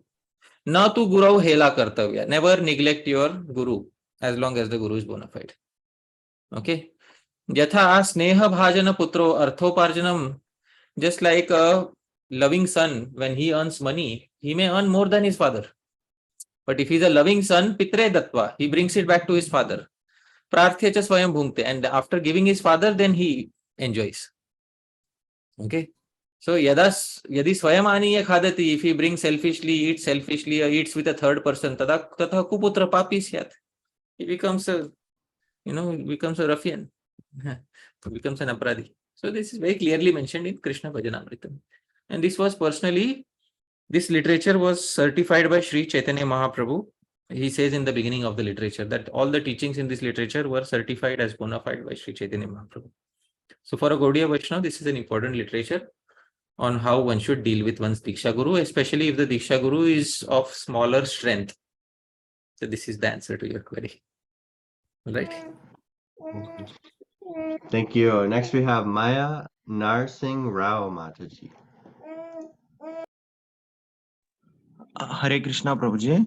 Dandavata Pranam Prabhuji. I am not Mataji. Anyway, Prabhuji, my question is, thank you so much for the class, Prabhu. My question is that generally Diksha has been recommended for the Grihasthas, those who want to progress through the Archana Marga by receiving the Diksha mantra.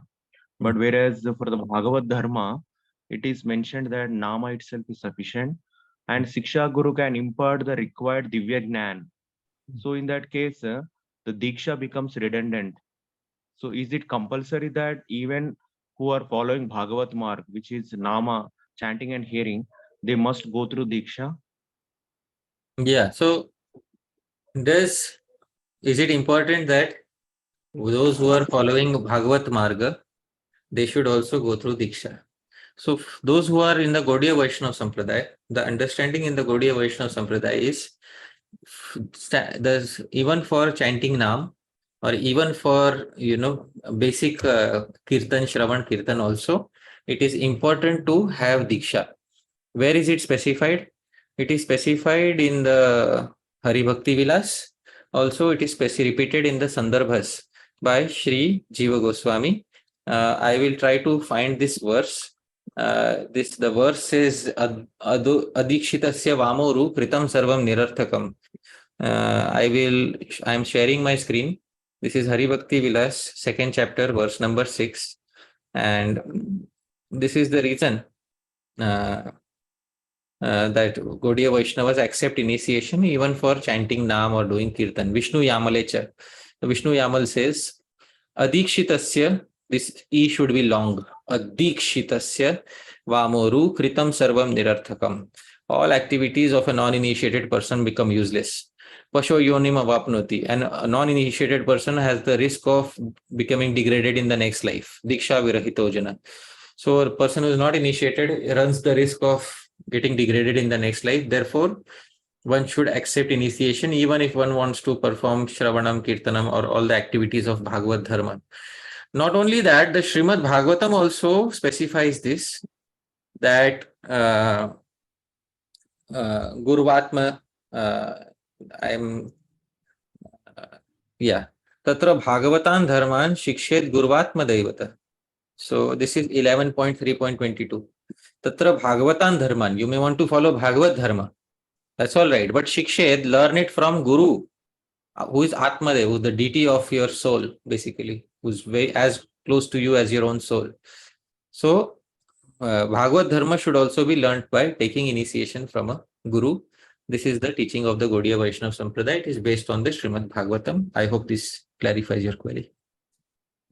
Then what about Chaitanya Charitamrita, Lord Chaitanya's statement about holy name? Prabhuji, sorry to interrupt. Is it okay if we come back to you? We want to have everyone ask just one question. Dhāmeśvara Prabhu, I think Yes. the question was a little important. We'll take one small follow-up from him. Then, yes, please Thank you, go ahead. Prabhuji. Yeah. Yes. Prabhuji. As Chaitanya Charitamrita mentions Lord Chaitanya, that those who even not initiated, they can get liberated by means of chanting the holy name. So there also, the Prabhupada also mentions at the end, though he gives the need of Purasthara Vidhi of initiation, but at last he also try to converge us to the point that holy name is powerful enough. All right. Yeah. So the verse which you are saying is originally from the Padyavali. Akrishti Krita Chetasam Sumanasam Uchatanam Chamhasam. Please confirm, is this the verse that you are referring to? Achandala Mamuka Loka Sulabho. No Diksham Cha Satkriyam Na Cha Purascharayam Anagikshate. So in the translation, the holy name of Krishna, chanting the holy name does not depend on initiation. This is what you are saying, Prabhuji? Correct, Prabhu. Yeah. So this verse is from the Padyavali, and this verse was commented upon in the Sanskrit. There is a commentary on the Padyavali by Sri Raghunatha Goswami. He discusses the point. He says that in exceptional cases, the holy name does not depend on initiation, but this does not change the general rule that initiation in a holy name should be accepted from a guru, because adikshitasya vamoru, he quotes similar verses that all the activities of an uninitiated person have the risk of becoming useless. Therefore, one should accept initiation from a Vaishnav Guru. So although this point is there, an exception should not be turned into a general rule.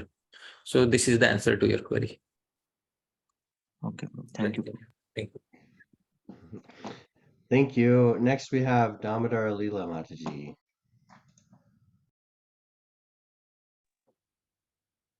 Hare Krishna Prabhuji, can you hear me?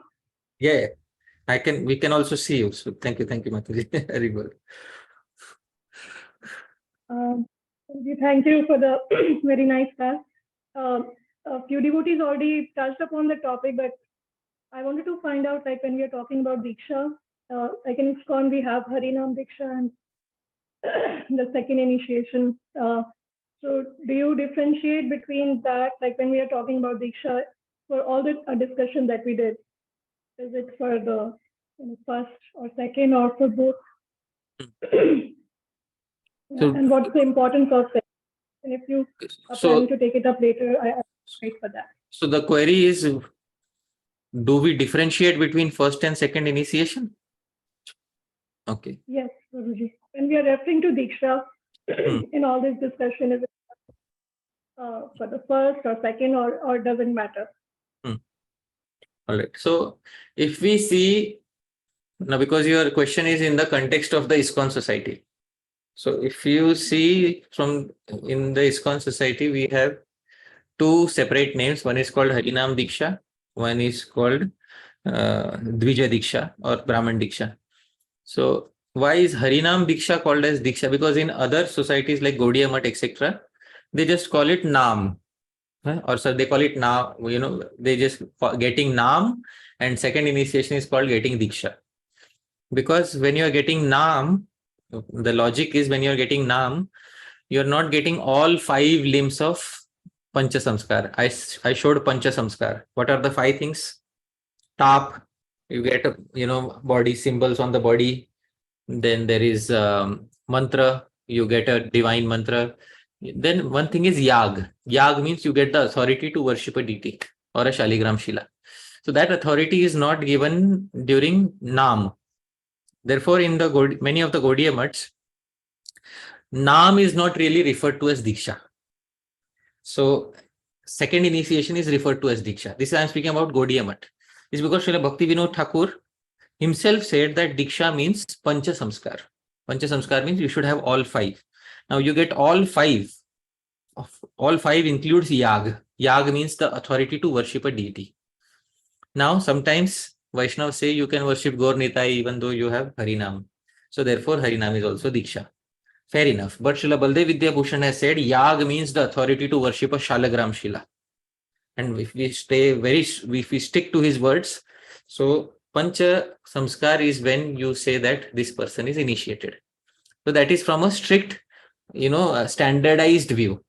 And as I said, the strict standardized view is good, but at the same time, the main understanding of Diksha is when transcendental knowledge is bestowed and sins are removed. So from that point of view, that also happens at the time of Harinam. So Harinam can also be called as Diksha. So there is no hard and fast, distinction here. As long as that verse is being fulfilled, Divyam Jnanam Yato Dadyat, transcendental knowledge is bestowed, sinful activities are taken away. Till that time, you can call it an initiation. But if you want to call it a Pancha Samskar initiation, that only happens at second initiation. Because the Pancha Samskar are bestowed technically only at the time of second initiation. So it is Brahman Diksha is Pancha Samskar Diksha. And Harinam Diksha is Diksha because the Sambandha is established and the sins are taken away. So both are Diksha, but there are different types of Diksha. That is the answer to your query. So I hope it is satisfactory to some degree. All right. Thank you. Thank you. Next, we have Kaushik Chettiar. Dhāmeśvara Prabhu, Dhāmeśvara, Yes. is comfortable for you to manage? I'm able, yeah. Okay. Rang is a little restless, but I can do it. Okay. Hare Krishna Prabhuji, Dandavat Pranam. Thank you so much for the class, Prabhuji. It was very clear on the concept of Diksha. It's very helpful for us. Just had a question on the initial topic, like point where you mentioned that this verse is specifically for Madhyam Adhikari. So just wanted to clarify that, Prabhu, you mentioned about there only Uttam Adhikari, why this verse is not applicable, because they are able to see all devotees as like all people as devotees everywhere. They are seeing everything through Bhakti Rasa like that. But is it not referring to the Madhyama Uttama Bhakta in Srimad Bhagavatam? Because according to Uttama Adhikari, that is in Bhakti Rasamrita Sindhu, this characteristic may not be there. So just wanted to clarify that. Yeah. So the Uttam Adhikari and Uttam Bhagavat are two separate categorizations. Yeah. The Uttam Adhikari categorization is mentioned in the Bhakti Rasamrita Sindhu. The Uttam Bhagavat categorization is mentioned in the Srimad Bhagavatam. What Srila Bhaktivinode Thakur was saying is about the Uttam Adhikari who has also attained the characteristics of Uttam Bhagavat. So that person will not be able to distinguish between Kanishta, Madhyam and Uttam. I thought about it when I was myself preparing the notes for the class. I thought that these are two separate categorizations. But Srila Bhaktivinode Thakur is speaking about the Uttam Adhikari who has also attained the qualifications of being an Uttam Bhagavat. Adhikari means eligible person. Bhagavat means he is accomplished. The final goal has been achieved. So an eligible person who has also fulfilled his eligibility. That sort of Uttam Adhikari he was speaking about. So I hope this satisfies your query. All right. Yes, thank you. And next we have Nitya Chitra Devi Dasi Mataji. There we go. Hare Krishna Prabhuji, my pranams. Prabhuji, my question is that although we get to know that the so and so devotee is initiated, but how do we get to know that he is performing regular devotional service? There are many activities of devotional service which are seen in public view, such as them offering obeisances to Bhagwan, such as them going on Harinam Sankirtan, such as them honoring Prasad, such as them speaking Harikatha, such as them listening to Harikatha. When these public aspects of devotional life are seen to be clearly manifest and happening in a regular, disciplined way, one should know that one is an actively practicing Vaishnava. So I hope this satisfies your query to some extent. Yes, Prabhu. Thank you. Thank you. All right. Thank you very much. Next we have Abhimanyu Prabhu.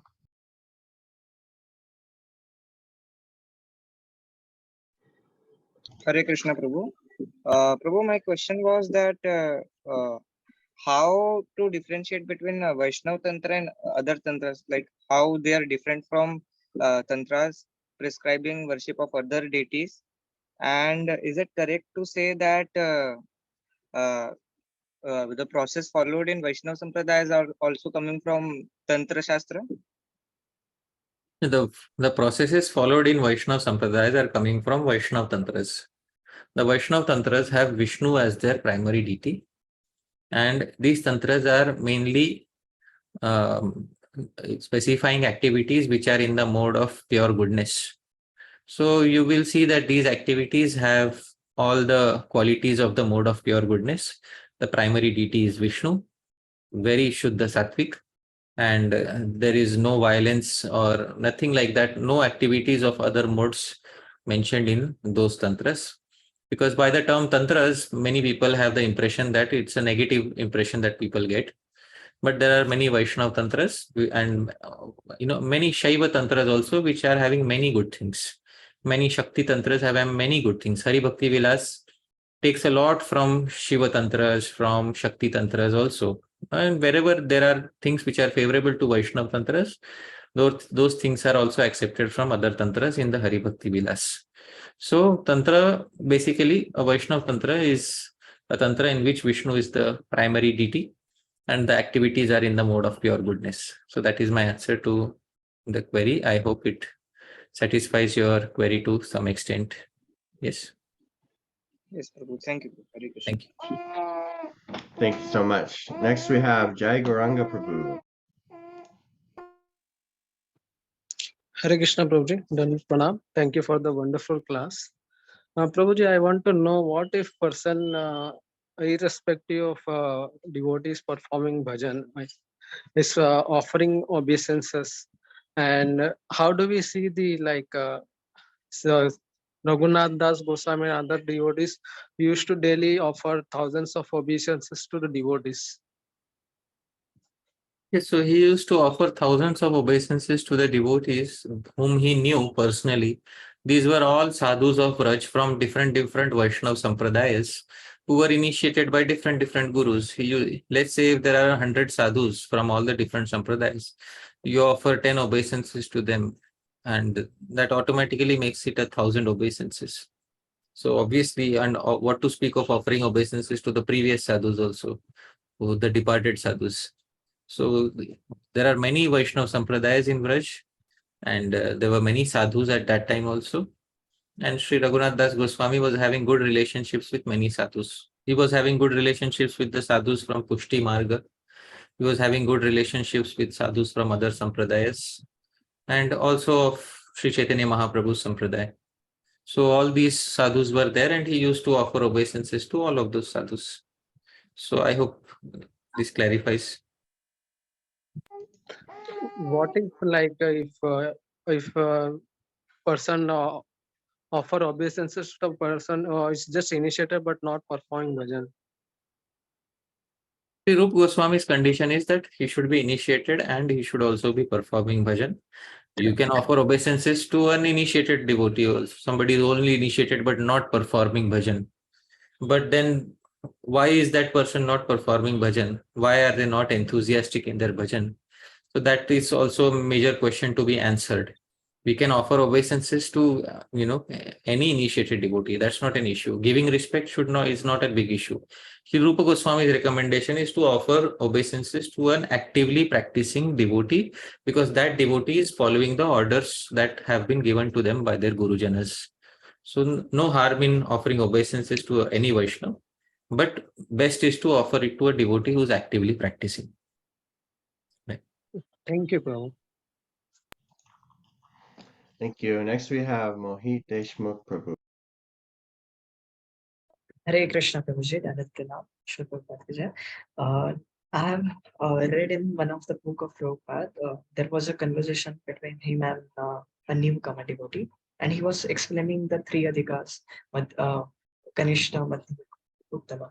And in that, he said that Uttama Adhikari sometimes needs to accept the position of Madhyama Adhikari to preach, in accordance to preach. So how can we understand this? And also in our society, there are many sadhus who are Uttamadhikari, but they have taken the position of Madhyamadhikari just for preaching and for seva. So for initiation, we, as Prabhupada mentioned in his purport of Updeshamritam, that we must accept a Uttamadhikari Bhakta. So how can we understand? How can we differentiate? When the Uttamadhikari accepts the role of a Madhyamadhikari, he doesn't come down from his Uttamadhikar. He is still situated in his Uttamadhikar, but he makes a temporary adjustment for the sake of prachar. He never doesn't become degraded into a Madhyamadhikari. The Uttamadhikari remains an Uttamadhikari, but for the time being, he accepts activities which are favorable for a Madhyamadhikari and never comes down from the platform of Uttamadhikar. So that's just a temporary acceptance for the time being. Ultimately, the Uttamadhikari is also interested in exclusive Krishna bhajan, and that is the ultimate aim of his or her life. So that is the answer to your query. Right? Yes, Prabhu. Hare Krishna. Hari Prabhu Prabhu, we've come to the end of our class and we have a lot of hands up. What would you like to do? Okay, I would like to ask you, how much time are you comfortable with? I'm happy to be here. This is wonderful. And so if anyone has to go, of course, you're welcome to go.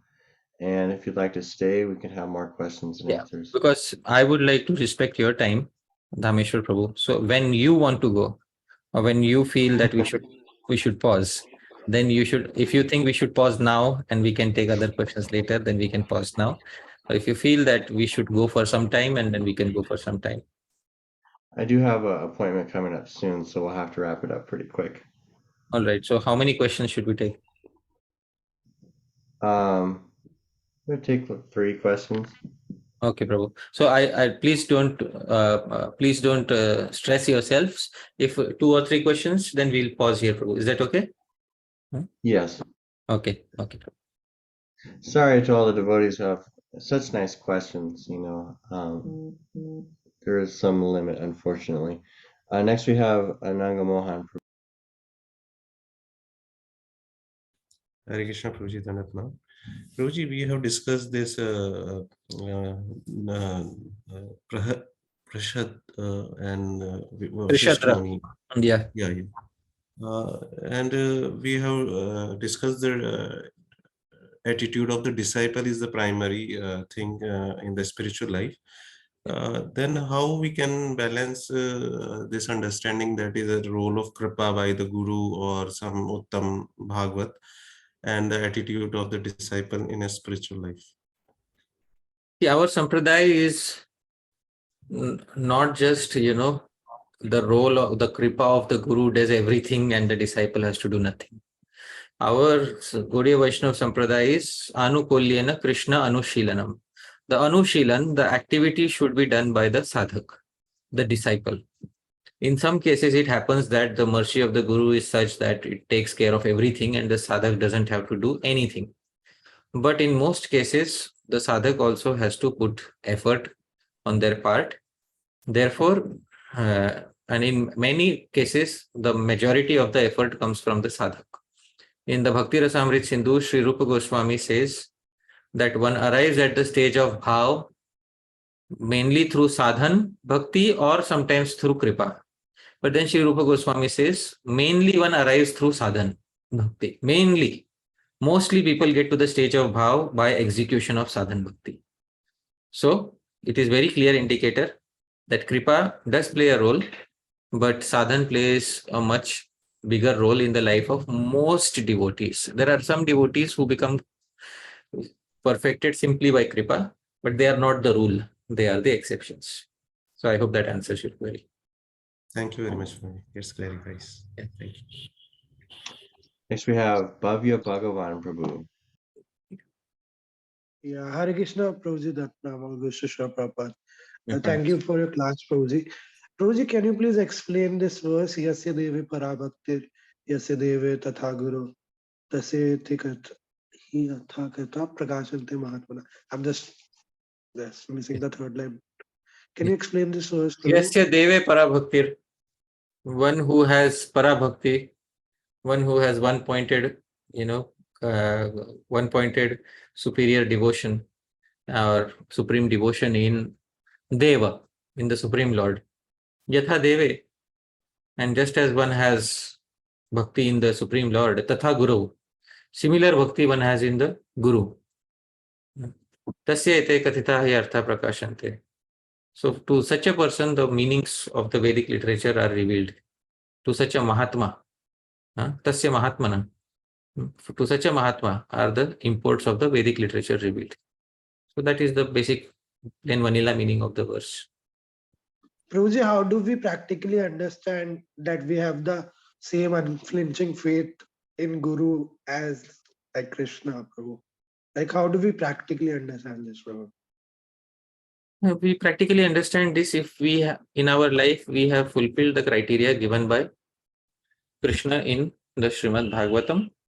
Krishna himself says in the Bhagavatam 11 canto 17th chapter, verse number 27, Acharyam mam vijaniyan navamanyeta karhichit na martya buddhya suyeta sarvadeva mayo guruhu. Acharyam mam vijaniyan. If one has the attitude of knowing the Acharya as non-different from me because of being a very close devotee of me. So because of being related to me, if he is non-different from me, na avamanyeta karichit. Therefore, he is like the manifestation of Krishna in one's life.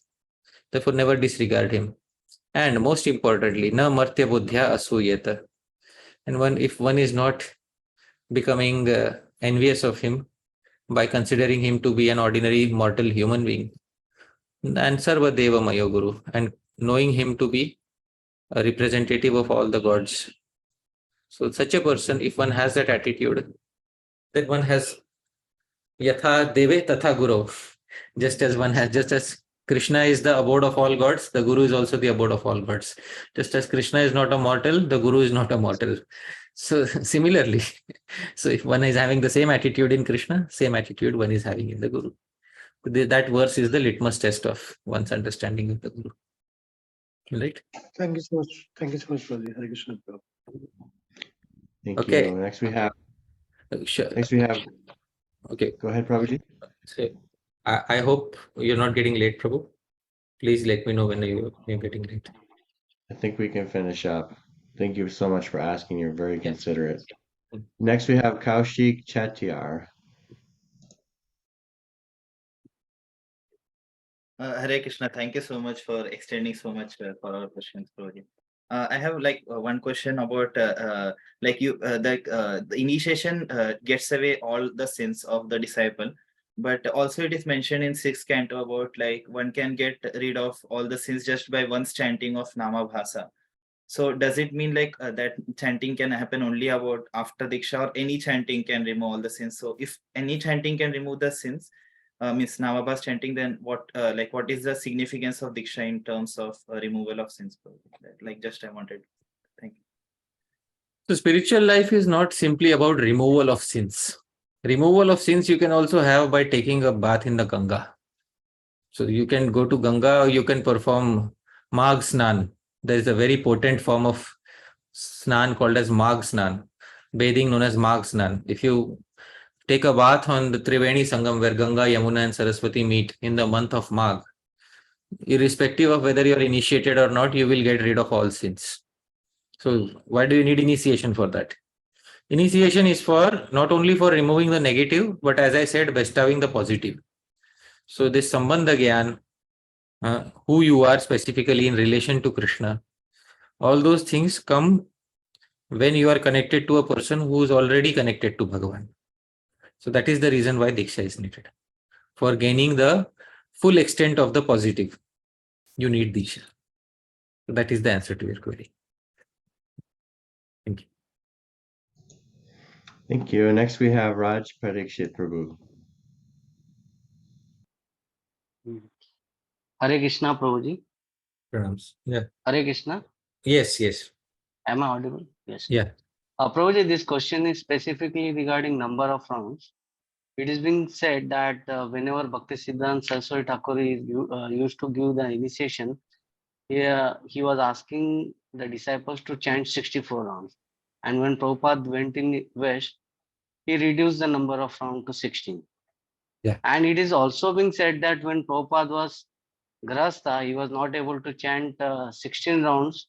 Therefore, he divided his 4 rounds throughout the day. So how to understand this? So I don't understand the query. The query is, what is the query? I mean, you specified some facts, but what is the... Bhaktisiddhanta Saraswati Thakur used to say that disciples should chant 64 rounds. All right. And when Prabhupada reduced it to 16. And devotees also say that when Prabhupada was Grahastha, means he did not started the ISKCON movement. At that time, he was having difficulty to chant even 16 rounds. Therefore, he used to chant 4 in morning, 4 before lunch, 4 in evening, and 4 before sleeping. So it seems contradictory. Yeah, so first thing is Srila Bhaktisiddhanta Saraswati Thakur had the rule of chanting 64 rounds for Matha Nivasis, those who were residents of the Math. And I have heard from many sources that he did not make it compulsory for everybody. Different devotees were given initiation on different number of rounds in the Gaudiya Math. Some devotees were given initiation on 4 rounds, some on 8 rounds, some on 64 rounds. Mainly those who were given initiation into 64 rounds were those who were full-time residents of the Math, who had no other, who did not have a full-time job. Grihasthas were accordingly given lesser number of rounds. And this is the reason why you see Srila Prabhupada also chanting 16 rounds, and not 64 rounds in his Grihastha ashram days. And there is no stricture that you should chant all your rounds in one sitting. You can nam tatrarpita niyamita smaranena kalaha. There is no restriction on when you can chant your rounds. Of course, doesn't mean that you will chant it in the late hours of the night. It is recommended to chant in the early hours of the morning, but there is no such rule that if you don't chant in the early hours of the morning, then you are deviating or something like that, or whether you will not attain perfection. Sadly, there are some individuals who are preaching this idea that unless you chant 16 rounds in one sitting, you will not be able to attain perfection. Sadly, they are speaking against the very fundamental teachings of Sri Chaitanya Mahaprabhu, who has very clearly specified in the Chaitanya Charitamrita that even if a Muslim chants haram once, he can get liberated. Forget about chanting 16 rounds in one sitting. The holy name is all powerful, and we should not put more conditions on the holy name. One of the offenses in chanting Harinam is Harinamni Kalpanam, to add one's own kalpana or imagination to chanting of Krishna's Naam. So this is one of the 10 offenses. And sadly, there are some individuals who are adding their kalpana, who are adding their own imagination to the chanting of Krishna's Naam. That unless you chant all 16 rounds in one sitting, forget about attaining perfection. Unless you take a cold bath and then sit in one pose and then forget about attaining perfection. The thing is, Bhagwan's Naam does not depend on these so-called kalpanas. And to add these because these kalpanas, these imaginations do not exist in Shastra. So therefore, one should chant one's prescribed number of rounds as given by the Guru, and the recommended time is to chant in the early hours of the morning. If one is not able to do so for certain reason, still one should finish one's rounds at least by the end of the day. So that is what is the answer to your query. Srila Prabhupada was doing that, and he was doing perfectly in accordance with Shastra. So that is the answer to your query. Initially, did Prabhupada Sorry, recommended Prabhuji, we're 64 running out of rounds? time. Sorry to interrupt you, Prabhuji. Please forgive me. We're running out of time. We're just going to take one last question quickly from Radha Kun Mataji.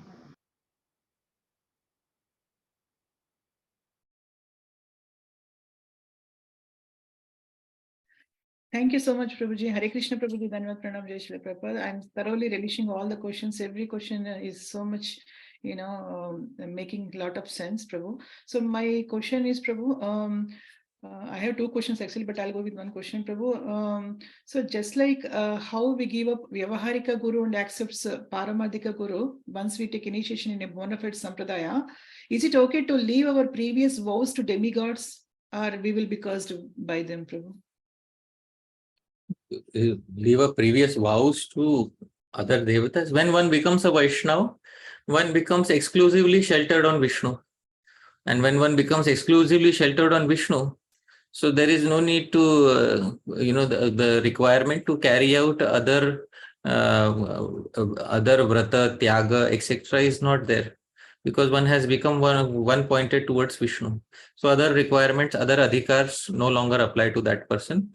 If one was earlier following some vows of other devatas, then either, there is no harm in pausing or stopping those vows, but one should offer also the results of all such previous vows to the lotus feet of Bhagavan Vishnu.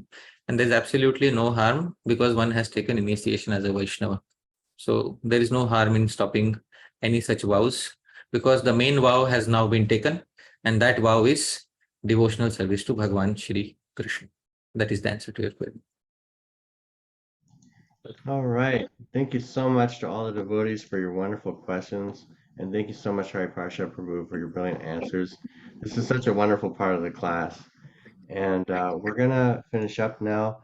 I'll actually ask all of the devotees to unmute. I'm just going to hit the button here. If I can find Thank you so much, Dhāmeśvara Mahaprabhu. Thank you, Dāmeśvara Mahaprabhu, for kindly waiting. Thank you very much. Thank you Hare Krishna. very much. Hare Krishna. Thank you so much. Thank you, Prabhu. Hare Krishna. Jai Shri Prabhupada. Thank you both. Hari Hari. Thank you very much. Hare Krishna. See, most people said thank you to Dāmeśvara Mahaprabhu, Prabhu. So I'm overrated. Thank you. I'm just a fly on the wall. Thank you. I'm looking forward to Hari Parsha Prabhu Ji ki Jai. Srila Prabhupada ki Jai. Jai. Dāmeśvara Mahaprabhu ki Jai. Pariksha Prabhu ki Jai. Okay, I'll see you guys later. I'm gonna log off Thank now. you. Thank you so much. Thank you. Hare Krishna. Dandavad. Hare Krishna. Jai